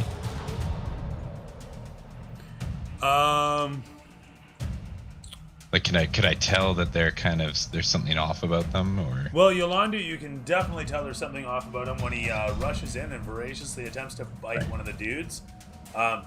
Bjorn, you can't currently see. Okay. But you know that somebody else is here as a blast of magical energy that didn't come from the guy biting the guy, hits the other guy that's getting bitten. Okay. All right, and I can see Ali, correct? You can see Ali as he disappears over the wall. Okay. And at this point, him and what's his pickle are prone. So Ali and Sukor are prone on the ground. And this is a result of your athletics check being kind of shit. But I let you get over the wall anyway. Okay. I am going to...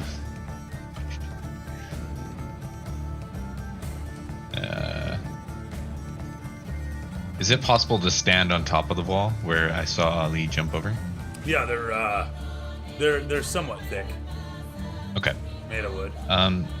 Could I use Misty Step and teleport up there? Is it within 30 feet? I think so, yeah. Yeah. Yoink.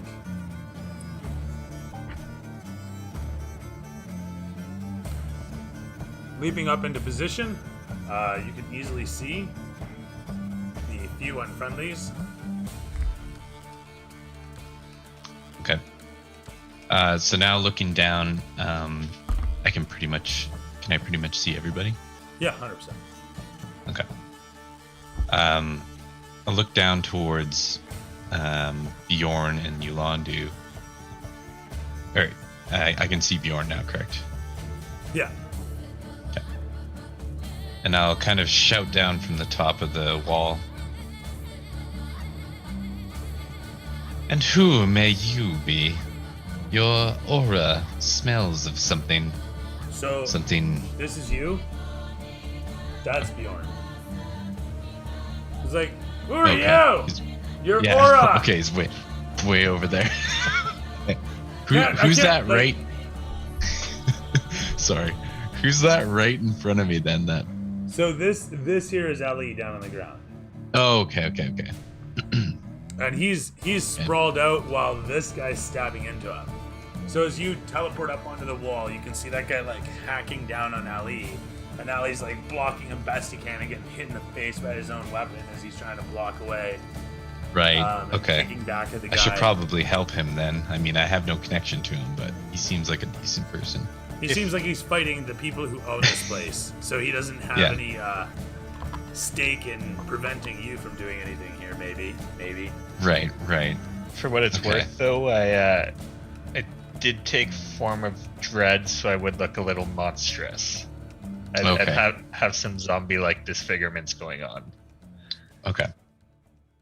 Now, just to clarify, this is my first time playing a spellcaster. So if I cast a level 2 spell, can I cast another spell in the same turn, or no? No. Like an attacking spell. Typically, you can cast only one spell a turn. There are specific rules for casting more than one, but typically it's one spell a turn. And can I cast a cantrip and a spell in one turn? So this is the specific turn. This is the specific rule, and it's a bit confusing, but basically it goes, you can use a leveled cantrip that is a bonus action, and use a... Sorry, not a leveled cantrip, I always do that. Sorry, you can use a leveled spell that is a bonus action, and then a cantrip that is a standard action. And that is the only way that you can use 2 spells in one turn. Perfect, because my Misty Step is a bonus action. And it's a leveled spell. It's not a cantrip. It's a level 1 bonus action. Yeah, it's a second level spell, and it's a bonus action. Step, and then you can cast a cantrip. Cast an actual cantrip. Yeah. Okay. Okay. I'll look down upon Ali on the ground, and I'll reiterate my comment, and you smell something there. Maybe I should help you, yes? Seems you slipped and fell off the wall. I'll direct that toward Ali. Yeah, I'd imagine a smell of death. Yes. It wasn't a slip. Look at this man under me. Maybe I can help you with that.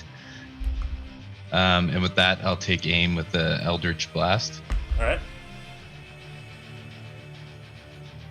And it's a nat 20 plus 7 for 27. Alright. Now it says there's 2 beams, so do I have to roll twice for that, or is that... Okay. I'll roll the first one. So the first one will hit for a 14 plus 2. For 16 hits? Yep. And then the second beam is a 9. So I'm guessing that misses. So just a slight miss.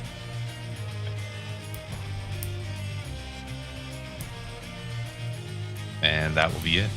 How much damage? Just 16 total. Because my second one missed. Yeah. Sorry, Acolyte here had taken 12. 16 brings him to... as it smokes off of his chest and he reels back from the strike. Oh, sorry. No, that's not the same one. Sorry. 16 on the other guy. 16... on that guy. Sorry. Alright, cool. Right on. As it smokes off of his chest and he looks up towards you. He prepares himself with a couple quick glowing fingers that he snaps to life. But that was, of course, your last turn that you moved yourself into position. And now there's this turn where everything has happened, as it has. And why don't you go ahead with your second turn here? What else do you do? Okay. Firstly, I will look down at the opponent and... Good sir, I would recommend you put down your magical fingers and surrender, for you are dealing with someone of great power. Power that you do not possess. If you do not stand down, I will end you here and now. It's no different to me. I'm here in search of something, and you're in my wake. As he whips his golden, glowing fingers about, he pauses for a moment as one flares up and the other lifts single-wise towards you. You see his 5 fingers on the other hand erupt with the familiar appearance as he prepares additional darts to launch, and the singular glowing middle finger as he portrays towards you his response. I see you are unreasonable. Very well. I will deal with you my way. And I'll start twirling my hands in all kinds of fashion. Sounds good. And I'll hit him with another couple beams of the Eldritch Blast. Alright, sounds good. First one is a 19. That's 5 damage. Good lord. And then the second one is an 8. Which it misses, obviously. Totally does. Okay.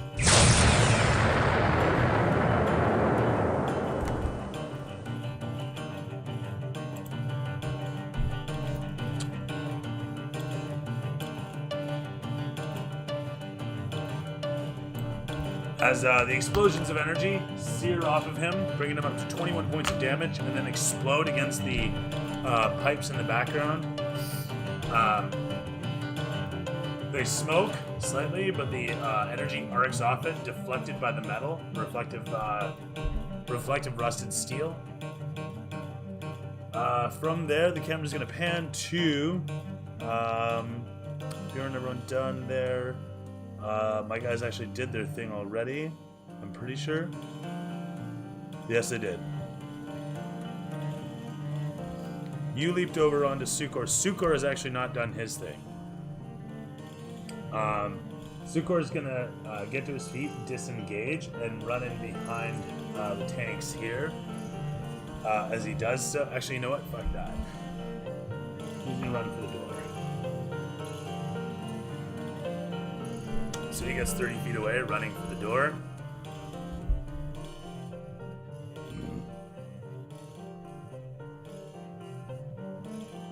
The Acolyte here is going to do the same thing.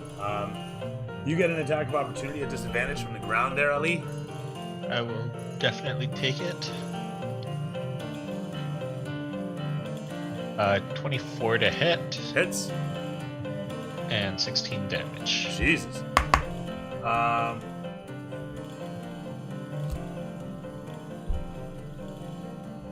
As you carve against his legging, to your surprise, he is armored, but with the sheer force, you are pretty sure you caused something to crack, and the resultant limp shows that he's definitely succumbed to some damage.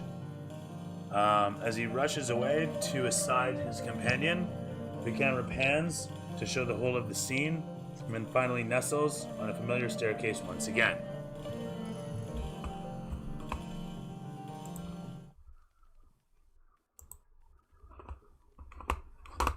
Oh my goodness! All right, so we got a halberd guy who's a little winded, and he's kind of clogging up the works right now, so that keeps other people from getting to me. I don't know whose turn it was. I think we ended on mine, right? Yes, sir.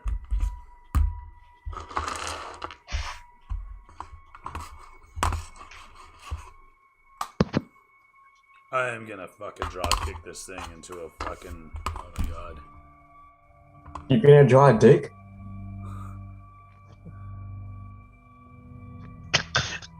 What? Is that what you just said? Don't get too excited over there. I think you hear what you want to hear.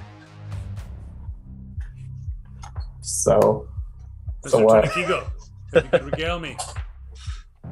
Well, no, I was waiting on you. I thought, I mean, I don't want to throw myself under the bus here, but when we ended, I had done my last attack. The halberd guy was there. He was winded. Yeah. Is it your guys' turn in the fight? As the scene opens up,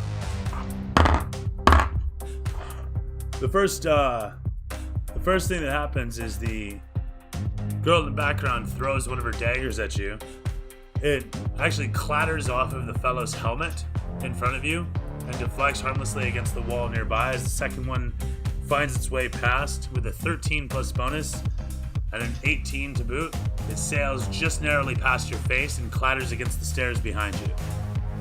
You hear her swear under her breath as the halberd fellow attempts to do something, and then you see, as he plants the handle of his halberd between your legs, punches you in the face, and then leverages away. You go to grab him around the throat, but too late, as he produces a small dagger, and a moment later, not only does he carve against you from the one side, plunging it into you for maximum damage.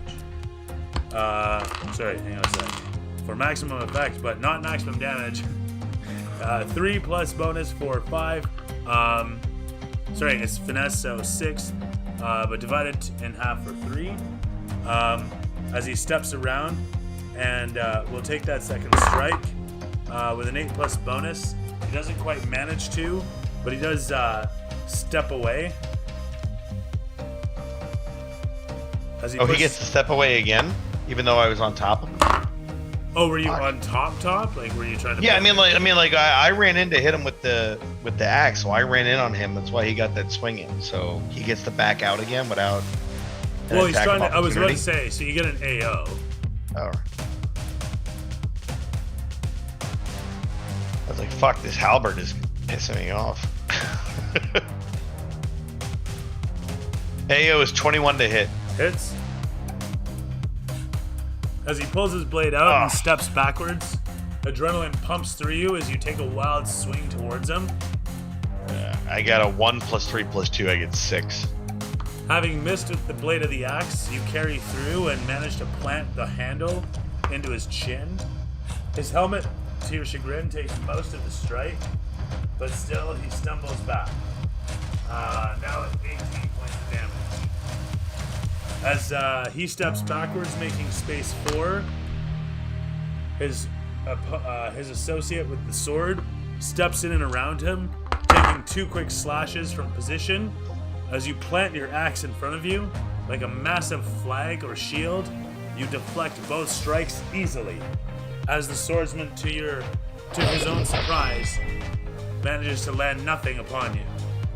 As you give him a classic sort of boo, he steps backwards as another one of their companions, this time a diminutive dwarfen fellow with a hammer in hand, rushes forward into view. As he takes a wild swing with a 3 plus bonus, you plant the axe once again, managing to deflect the shot, but to your chagrin, his 15 plus bonus sees him carry his weight through and bring the hammer with a strong arm directly into your knee. In towards your knee. With a 3 plus bonus for 6 divided in half for 3 points of damage. Again, you manage to roll with the strike, moving yourself just out of the way of certain destruction. As they continue to nickel and dime you, this guy then rushing backwards to a safe distance. That's it for who can run in a pond. Actually, you know what? The chick runs back, and another fellow rushes forward. He can make it to you and then get back, so he runs in with a flail in hand, taking 2 quick swings. Sparks fly again as you catch the flying stars that come in towards, and then push him back. The halberd fellow holds the massive spear at the ready, threatening you, goading you, challenging you.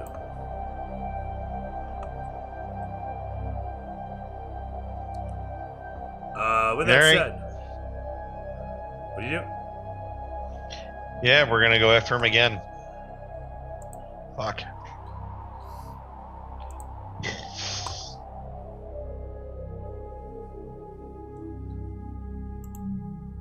First one is 19 plus 6, 25 to hit. Hits. Fucking rolling shit here. 3 plus 3 plus 2, 8 for damage. On halberd. On halberd, dude. Brings him to 24. He's not dead. Sorry, brings him to 26. Right, not dead. As your axe blasts against his armored carapace, he groans with the pain that comes from the bludgeoning of that massive axe as you see the dent satisfyingly left behind by your heavy strike. He steels himself against you, holding the halberd, swinging the blade ever so close to your face that you can smell the iron. Second swing is 17 to hit. You rolled a 17. Yeah, 11 plus 6, 17. Right on. Hits.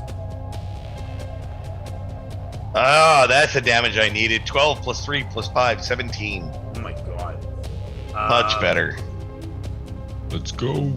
Is he? Nope, he's still alive. Jesus fucking Christ. As you blast Why won't him, you die? He goes from 26 to 41 as you step into him and hack down through his torso with your axe, the weight of which blasts against the defense he tries to put up. To his surprise and wilting expression, you watch as blood explodes and seeps out from under where his shoulder cracks in his cuirass. You can see tears welling in his eyes from the intense, agonizing pain as a sudden fervor washes across his body. Survival, you recognize it as a renewed strength unrecognizable from such a small figure. In fact, does push the mountain that is you back from underneath the axe as he brings the halberd back to bear, narrowly slashing at your face, despite how broken a man he is now. Anything else? You've closed the distance on him. Again. Yeah, I mean, I've closed the distance. I've got the 2 swings, and I don't really have much else I can do at this point. I mean, unless I can try and give them a boot down the stairs to create more havoc down there and keep them from piling up like they've been doing where they're getting their swings in. That's a bonus action to boot him.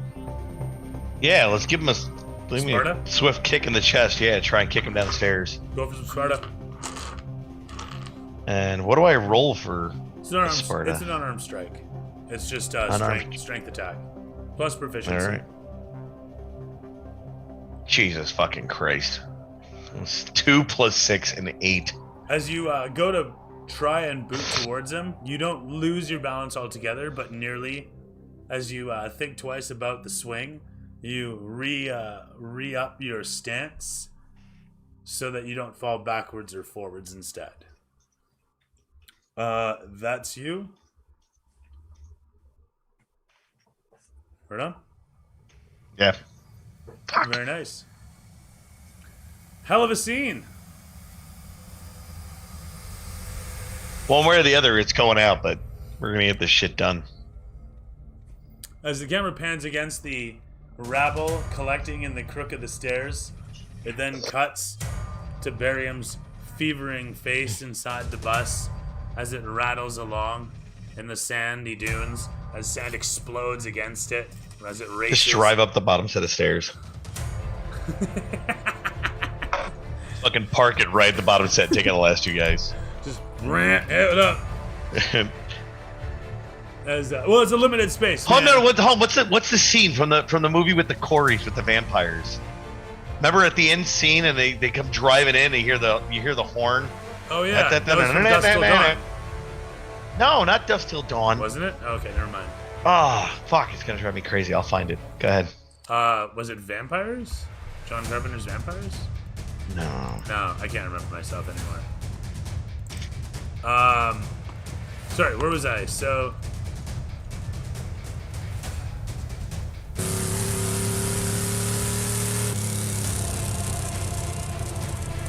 As Barryum is tearing through the desert, best as he can control the bus, screaming along, the engine chuffing its hardest. You have a strange beast atop the vessel as it holds tight to the top of the vehicle.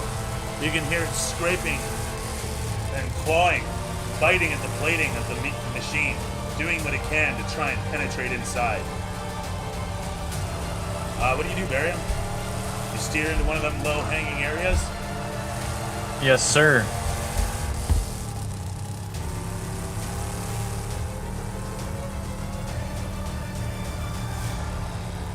Why don't you make me a pilot check?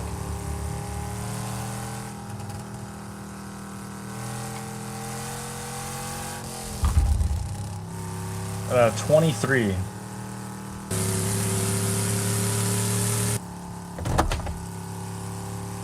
As you roll in towards the low-hanging ceiling, the wolf rolls a 9, and to your surprise and pleasure, you hear a massive smack, and looking overhead, for a brief moment, you can hear a scrape go from the front of the bus all the way to the back, as you think you hear something gushy and yelping. And a moment later, the whole of the bus kind of squashes down and then bounces up as the suspension catches something.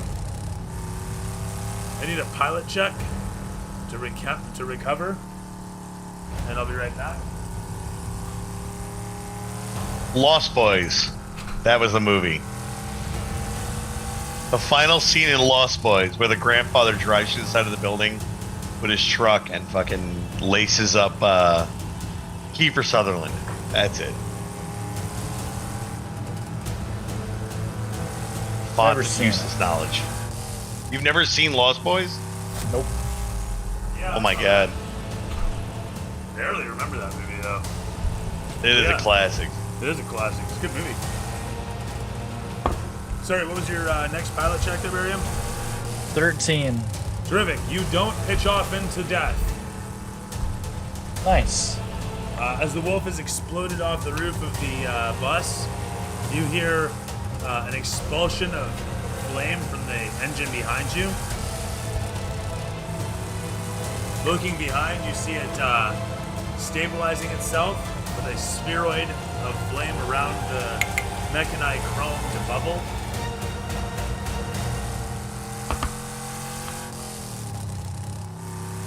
And it shows you a moment later as you find yourself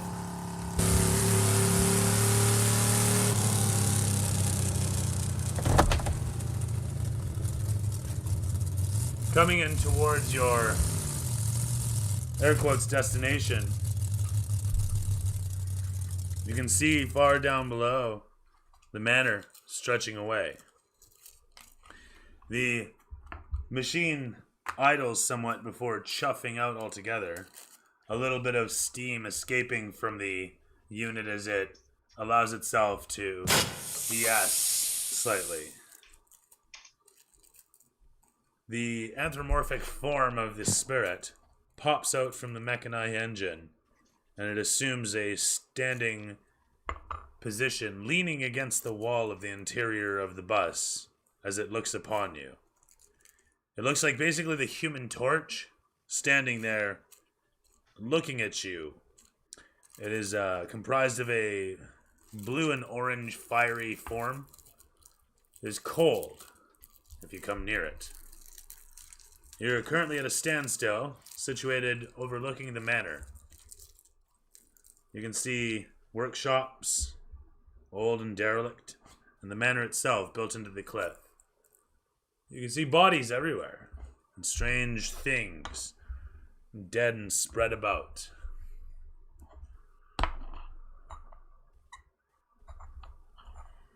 I don't like the looks of this. And after all the shit I've been through lately, I don't know if I'm going to make it out of here alive. As you say this and look out towards the thing in the distance, this place, you hear the flaming figure simply say,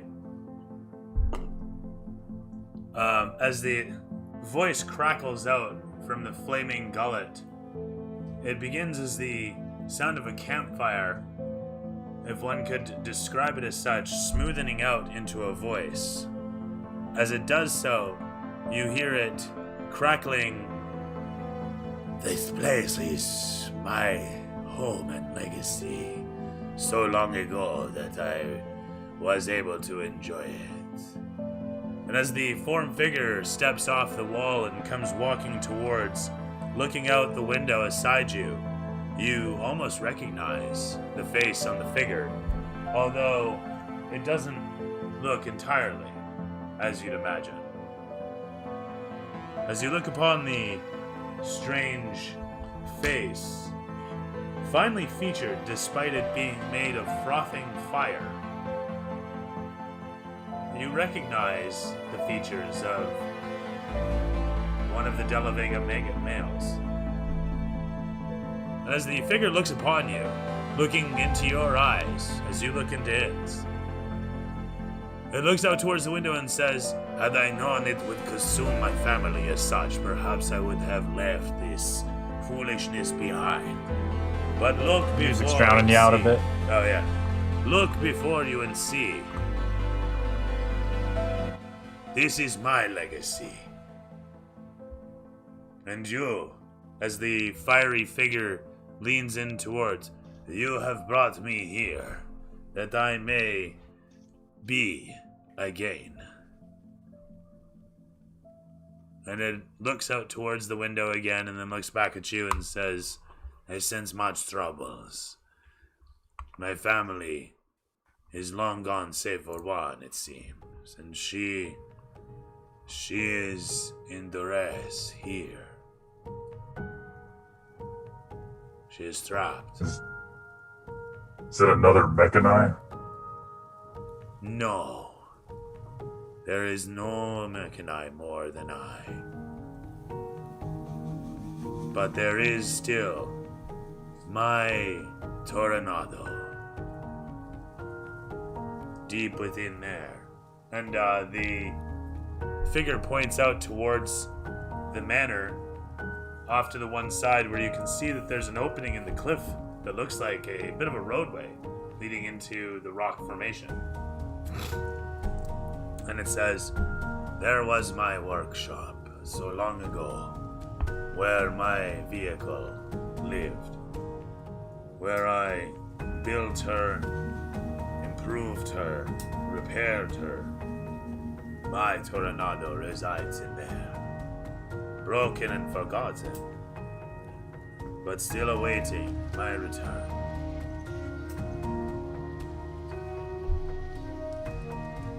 Is that where you wish to be? I am home, I should say. The Phoenix and the form figure of the fiery De La Vega looks over towards the chromed bubble that is the mechani engine, and with a nod says, "The Phoenix, it seems to be satisfied with your work. I am not the Phoenix, you understand. I am merely the echo that the Phoenix has brought to life. I am home. You You are here for your friends, yes? That's right. I see. Perhaps if you find my family, you will find your friends. I can direct you there, but I feel it is very dangerous.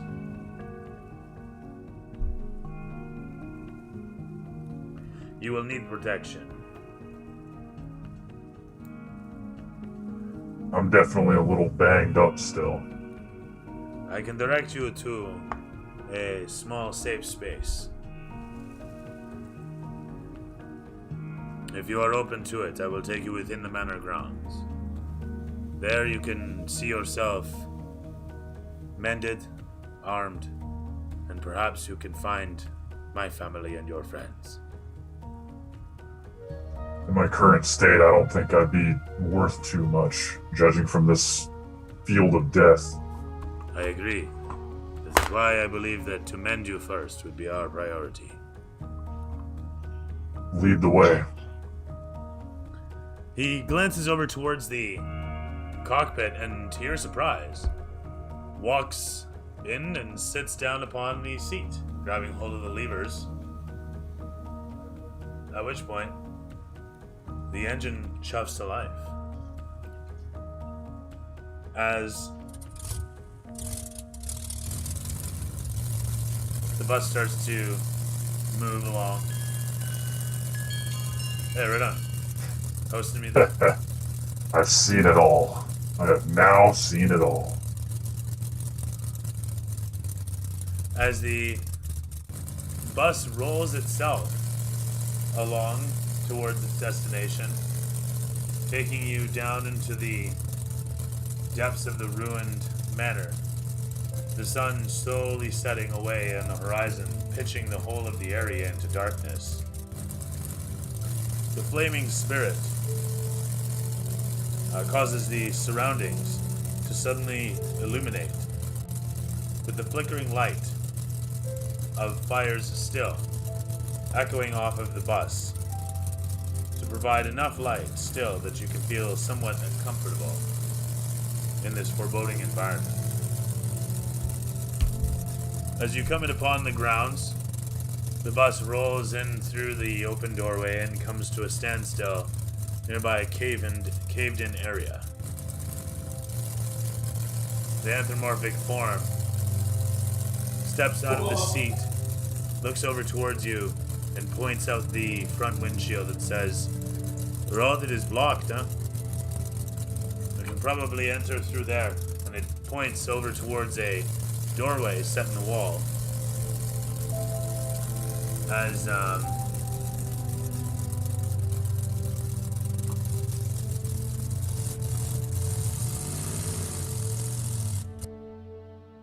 As the engine cuts out, and he simply says, "You will find medical supply through there. We had to have it on hand for any sort of fire or work-related accidents. There's also a safe in there. You will find my favorite defense tool inside it. The combination for it I can give you." And he gives you a string of numbers and simply says, "They are the birthday of my daughter."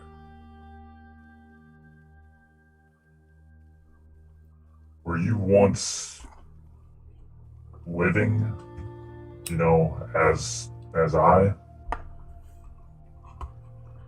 The figure says again, "You see me as an echo. It is explained to me by this thing that brings me to be. This phoenix, it is attuned once to me. And so here I stand, but yes, I suppose perhaps my soul is what you see. I was the patriarch of this place.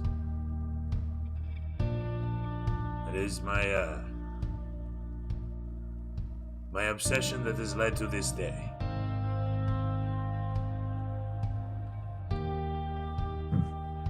You'll have to tell me all about it later. Once everything calms down. Indeed, yes.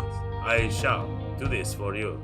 But please, go see the supplies within and help my family. Find your friends. Barryum's gonna start stepping off the bus and then turn around and say, "Thank you, my friend."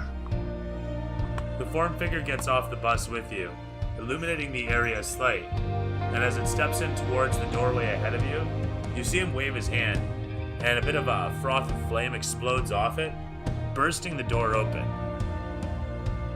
As the door explodes apart and flies down into the dark hallway, it says, "I cannot accompany you, unfortunately, as you can imagine. You must go alone, but it is only just inside here that you will find a cabinature with many bottles of fluids for mending of different effects, some for toxins and others for physical ailments, wounds and handicapped, severed limbs, this sort. I bid you luck for the sake of my legacy, what remains of it. Please." Thank you.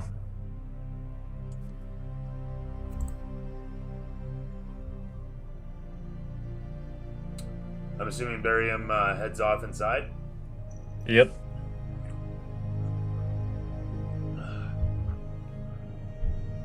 As you enter in through the doorway, you find yourself immediately surrounded by darkness. The whole of the space lacks any sort of light until you get to a point where there's some fungus growing out of the wall, just slightly illuminating at the outskirts. And more to the point, you see that as the spirit, the elemental form said, there is cabinature, a few cots, and some dried patches of bloodstains and a old flickering crystal sconce hanging overhead, providing a little bit of light from its tiny cracked form, just managing to provide enough that you can see the outlines of the equipment in this room. The cabinet on the wall sits closed, and in the montage that we see Barryum open it up, there are indeed several bottles inside, full of thick viscous fluid, red, frothy, sugary sweet as you smell and taste. The first bottle, what is the superior, or what's the maximum health potion?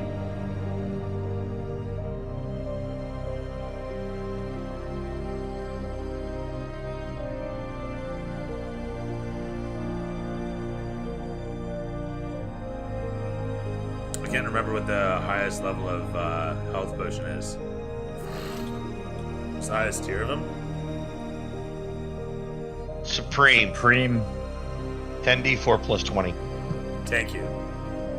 We'll say there's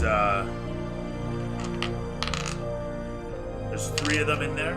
There's 3 full supreme healing potions in there. And you can see that there's, as I said, the cot and whatnot. And there is a little caged area off here that has a number of different interesting things in it. A couple empty footlockers, but also leather jerkins, jackets, that sort of thing, and then a pair of plated protective suits, if you will. That said, there's also a few swords and axes, a strange apparatus consisting of what looks to be a chain wrapped around a pair of gears with a handle, and finally a locker with a long metal and wood complex compound construction of some sort. And from what you can tell, it's got a handle at one end and a long tube with a slide and handle at the other. You can see that it's got a combination lock holding it down, well and secure inside of a cage of steel.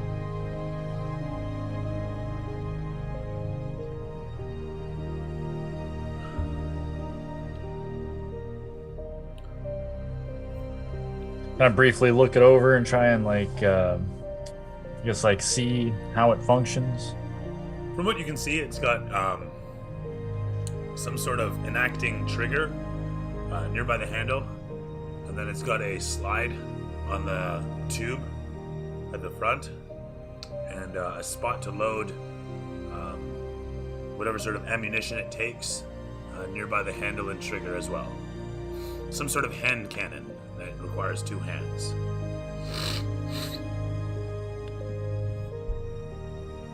Is there any ammunition nearby? It looks like there is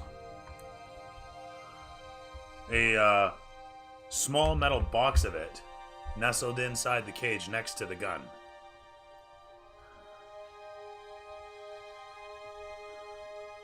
I want to look through the box. You try to, but I mean, it's inside the cage. You haven't opened that up. Oh, yeah, alright. Is there any way to get in the cage? It's got a combination lock on it. I don't think he even gave me the combination. Or at least it wasn't vocal.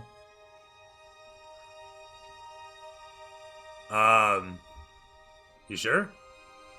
Well, you just mentioned it was his daughter's birthday.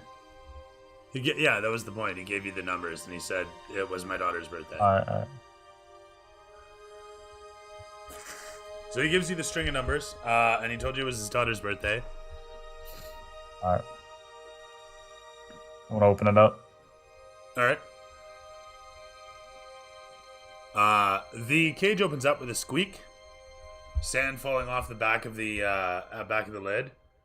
As you look down upon the cobalt blue steel, the walnut stock, the pump slide at the front, and the box of ammunition. Opening it up, you look inside to see the cylindrical shells. There looks to be about 24 of them.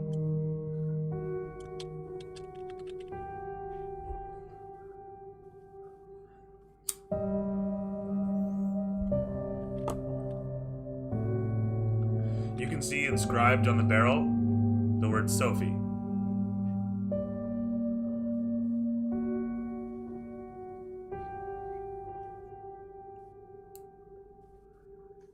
Sophie, his daughter?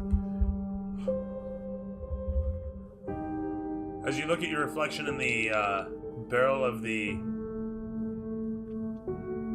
strange weapon sitting on the altar, slide her gently. You regard the name, this place, what the spirit told you, and you hear strange things echoing somewhere nearby. Down the hall, somewhere nearby.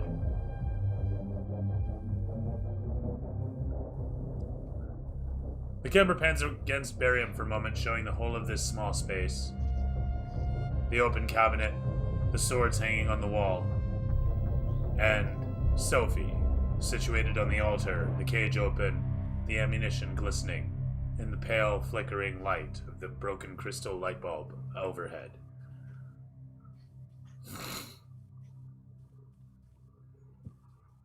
Do you take Sophie? Yes, I do.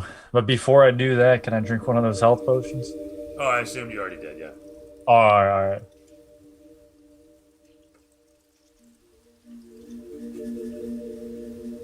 Honestly, I don't even have to roll for it because that would give me my full health. Nice.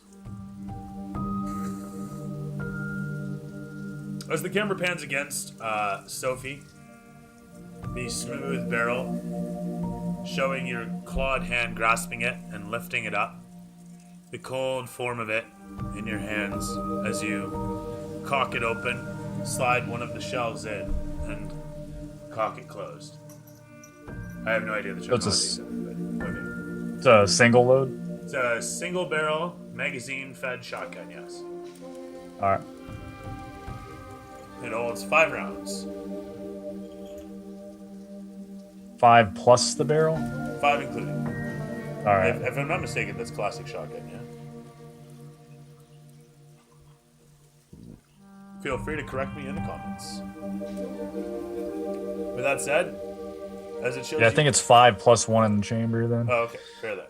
So a magazine of 5 plus 1 in the chamber. With that said, the camera pans against you in the darkness as you cock the shotgun and then cuts to black.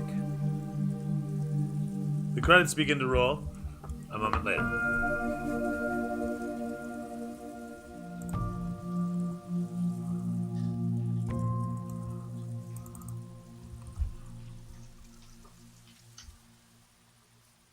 So, as the camera cuts between all the various scenes in their freeze frame stillness, with the somber music playing, we see the laboratory blown apart some. We see the morgue with fellows murdered, sprawled out, bloodstains exploded all over. We see Sukor running for the open door, Ali sprawled out on the ground, Sorth sprawled out and behind.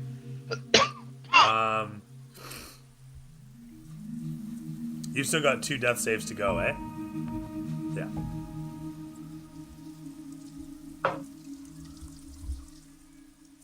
And finally we see Barryum in the darkness. And Tunakigo on the stairs.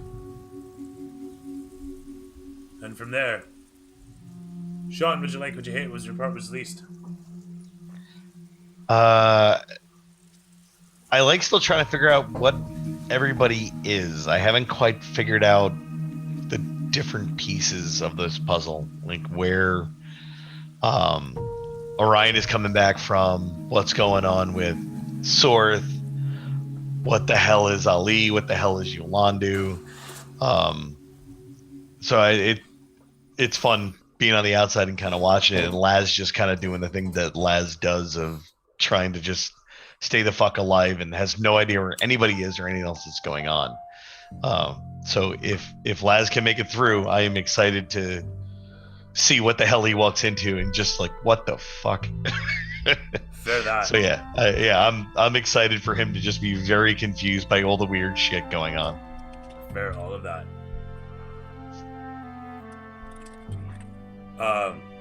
Dubransky, would you like, would you hate, was right, was least?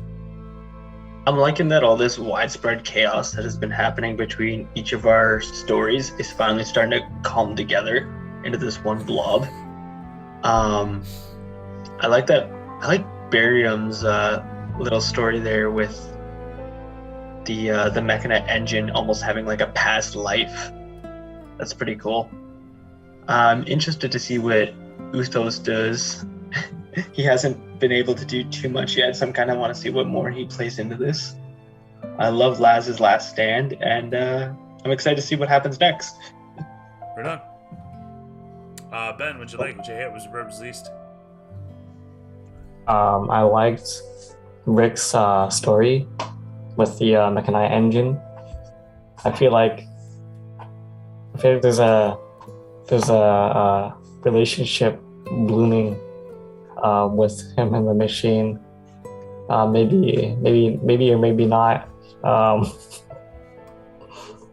They might get together sometime for like a drink.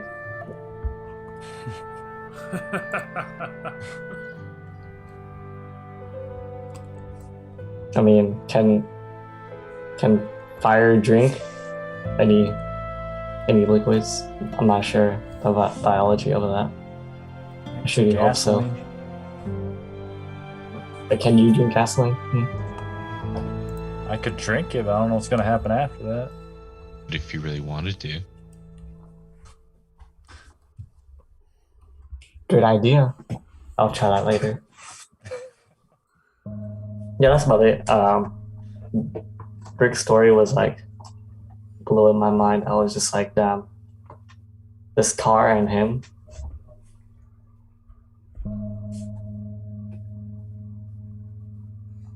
Right on. I'm glad everyone likes that story so far. And how it's developing. Summer, what'd you like when Jacob was released? My favorite part was I really liked the story with Rick at the end there. I thought it made a really nice sort of calm outro to a really chaotic session. And it's an interesting way to bring the Vegas back to us when we've tried so hard to push them away. I mean, to be fair, one of them died by accident. Yeah. So I like that. And I mean, in defense, it was after we saved him once. That's true. You can only do so much. Yeah. Can't save someone from themselves. So I like that. Laz's last stand on the stairs was enjoyable again. It's amazing how hard it is to kill someone when they're raging. Jeez. And I liked how everyone else is gathering in the basement. Right on. Cody, what did you like? What did you hear was released? This is a crazy one. Switching back and forth with characters and stuff, that was really cool. That was a first for me. I'm enjoying the Laz stand. That's a saga that should go down in the history books. I really hope he makes it through. I'm very, very intrigued to see, like it was said earlier, how this all comes together and what comes of it. The Bjorn and Yolanda thing still really is kind of throwing me off. Like I don't know what that's gonna cause, what kind of problems, what kind of outcome is gonna come from that. I like how I was finally able to kind of use Uthos a little bit, kind of show off his personality, how he's kind of like a nose up, I'm better than you kind of person. And also I'm enjoying playing a spellcaster for once. That's something that's kind of new to me, and it's pretty cool. So and then I really like the Barryum and the engine coming together, and I look forward to meeting this being within the engine. I think it could be quite interesting to see what kind of story unfolds from that. And Orion coming back, or at least trying to, is that whole scene was fantastic. You really laid it out well, and it was exciting. I didn't think you were going to start off with it, so I was like, oh shit, okay, I'm up. We don't waste time. No, I'm really intrigued to see where that goes, and how exactly he comes back, and where the hell he is, because who knows. Right on. But a great session. And Rickard, what did you like when Jay was released? I was extremely intrigued with Orion. Like, hearing his name and like the fact he's trying to come back is like huge. Like, I did not expect to hear that.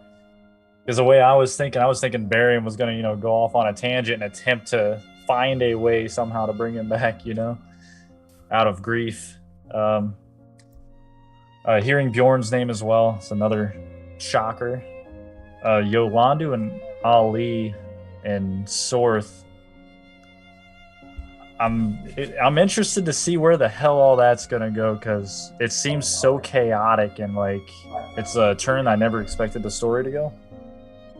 Laz, obviously his last stand is a Laz thing. I don't know how else to say it, but it's pretty epic. And as far as like the story coming together, I did not expect the mechani engine to actually have been human once, let alone be Sophie's dad. And at the point with the engine, like after all the struggles and stuff, after Barryum getting his ass scorched by the engine, and all that, I kind of feel like after all that struggle, putting the mechani in the bus, that they are more so peers and even friends now at this point. So I felt like it was kind of warranted to have a solemn, kind of calm finish to that, you know? Since the mechani was actually speaking and opening up a little bit. Right on. I ship it. And also, the shotgun's badass. I love shotguns. I'm glad everyone liked the session. I agree. Finishing out the way that we did was good. It's funny that it was peaceful, and I caught that. It was supposed to be kind of like creepy, going into the darkness kind of thing, but it was what it was compared to like the chaos that was presented before. So all the same, I think that's a funny contrast in and of itself, and maybe a testament to the writing. Flukes happen. So to my credit, there we are. I like the pacing of the whole session. I'm sorry we started so late, but so it goes, I guess. To make a few comments, yes, shotgun's badass, awesome. And the subsequent hunt that Barryum is going to be going on, and the time dilation, the whole break of it, with Barryum showing up to an aftermath, basically, that you other guys are playing through, and at quite the time displacement as well, where we have at this point the last stand sitting well and maybe about a half hour to an hour outside of what's going on with the rest of you guys, while everybody in the lab is doing their best to survive or deal with whatever's going on. And then the question becomes, to what end? I'm interested to see where we go or get with all of this. I think it's going to be a lot of fun to see it all kind of flourish and everybody see where the story has been going and how it's been developing. And I look forward to all that. And I know that at the current pace, we're so many sessions away. Steady as she goes. I felt that we got through quite a bit of interesting stuff this session. And I'll be honest, the Orion facet of all this actually just struck me the other day. It was a recent development in my brain where I realized that I could write this as just a for fun thing to work into all of this. So we'll see where it all goes. But as the lady says, and as the credits finish rolling in the after credits scene, it shows the tavern where Orion ran out of, as the door sits whipping somewhat back and forth, just banging and then idling and banging as we hear the rush of air from astral space beyond the open portal. The windows, a few of them smashed or broken from flying bullets, as we hear a few groans of individuals around the place as people pick up chairs and camera pans across an otherwise, air quotes, standard bar fight scene. And it shows the lady herself, situated behind the counter. And as she sits there, simply flipping a coin and looking into it for a moment. And as the camera pans against her face, it shows the somber expression of sadness that can be compared to a mother having lost a child, perhaps. And as it pans down upon the coin, and it shows the face of Orion from the side, and she flips it over to show an octopus, fearsome, fanged, and menacing, with its many arms tendriling out and encircling the coin's facade.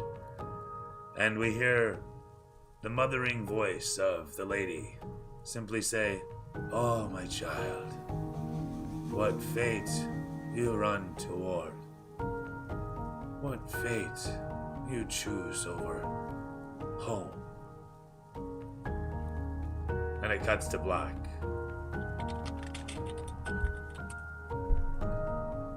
And everybody takes 2100 experience. You guys think the old man is gonna follow him out of death?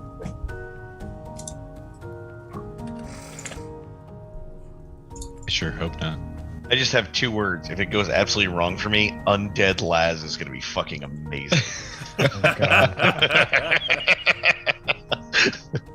Well, the symbiote rules are pretty cool. The way I'm running them, I found rules for actually a warlock. What's the word I'm looking for? Patron. Which is something similar to which presents some of the powers that I think would play well.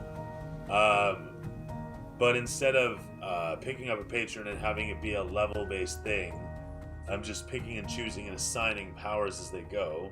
And there's some rules behind the scenes about what will cause things to happen. Suffice it to say, the symbiote sort of storyline is one that I want to have fun with, and then the the whole storyline behind Teshburl and the rebels, this rebel group and etc. When all of this is put to bed and we can actually get back to the great race, it's going to be hilarious in my mind, and I look forward to that. But I really dig on the development that's happening here. And what it's gonna turn the crew into, and all of that's still up in the air. And what I mean by that is that who's to say who lives, who dies, who stays, who goes? You know. So I think I'm gonna die. if history's shown, You're already dead, bro. No. The fire spirit is dead. It learned how to drive. It's fucked. Right. A few sessions ago, I was already accepting like Barryum was gonna die and all that, and somehow Barryum's still alive, and like I had this whole character like written out, and I actually had a pretty cool backstory for it, and I was like already looking forward to it. And then Barryum just didn't die. But now everything else, you never got close to dying because of a fight. You got close to dying because you kept frying yourself working on the engine. No, I got close to dying because of a fight. Remember the golem? Oh, the golem. Yeah. You're right. You're right. If it wasn't for Sorth, I was dead. Hey, you he know had that what, nat though? 20. If you would have died, you wouldn't have met this cool engine. So like Barryum's story's kind of rekindled here a little bit. That's true, and judging from my backup character, they wouldn't have gotten along. No, I was kind of counting on Barryum's character being what it is, and leaning into that, leaning into the whole facet of being the party's mechanic after a fashion. Yeah, there's a lot to unfurl, a lot to unfold, and being locked in combat the way we are slows things down a bit, but I'm excited to see how it all unfolds, how it all pans out, and the choices that everybody makes, really, in the end, and how that affects upon the story we ultimately end up writing here together. So, I'm sorry to keep everybody as late as we are. In the meantime, I want to say everybody had fun? Yeah. I had a blast. That's probably one of the best sessions right there. Groovy. Always like Solid. to hear that. Right on. Cheers. It has been my solemn pleasure to be your entertainer, Dungeon Master, once again for another exciting episode of Black Thumb. And with you, my palette of personalities, it is my plethora of players. I thank you for joining us for another one. And until next time, may our 20s always land on 20. If you like what you see, we stream Have a good night, everybody. Monday. Have a good night, everyone. Later, guys. From Stay 7 safe, until guys. Orange and toilet paper. Bye. And in closing, may I also say, don't be a douche, don't panic buy, don't worry, it's all gonna be okay. Really. Everything's gonna be okay. Just relax, breathe, and turn off the TV. Love you all. Thanks for watching, and until next time.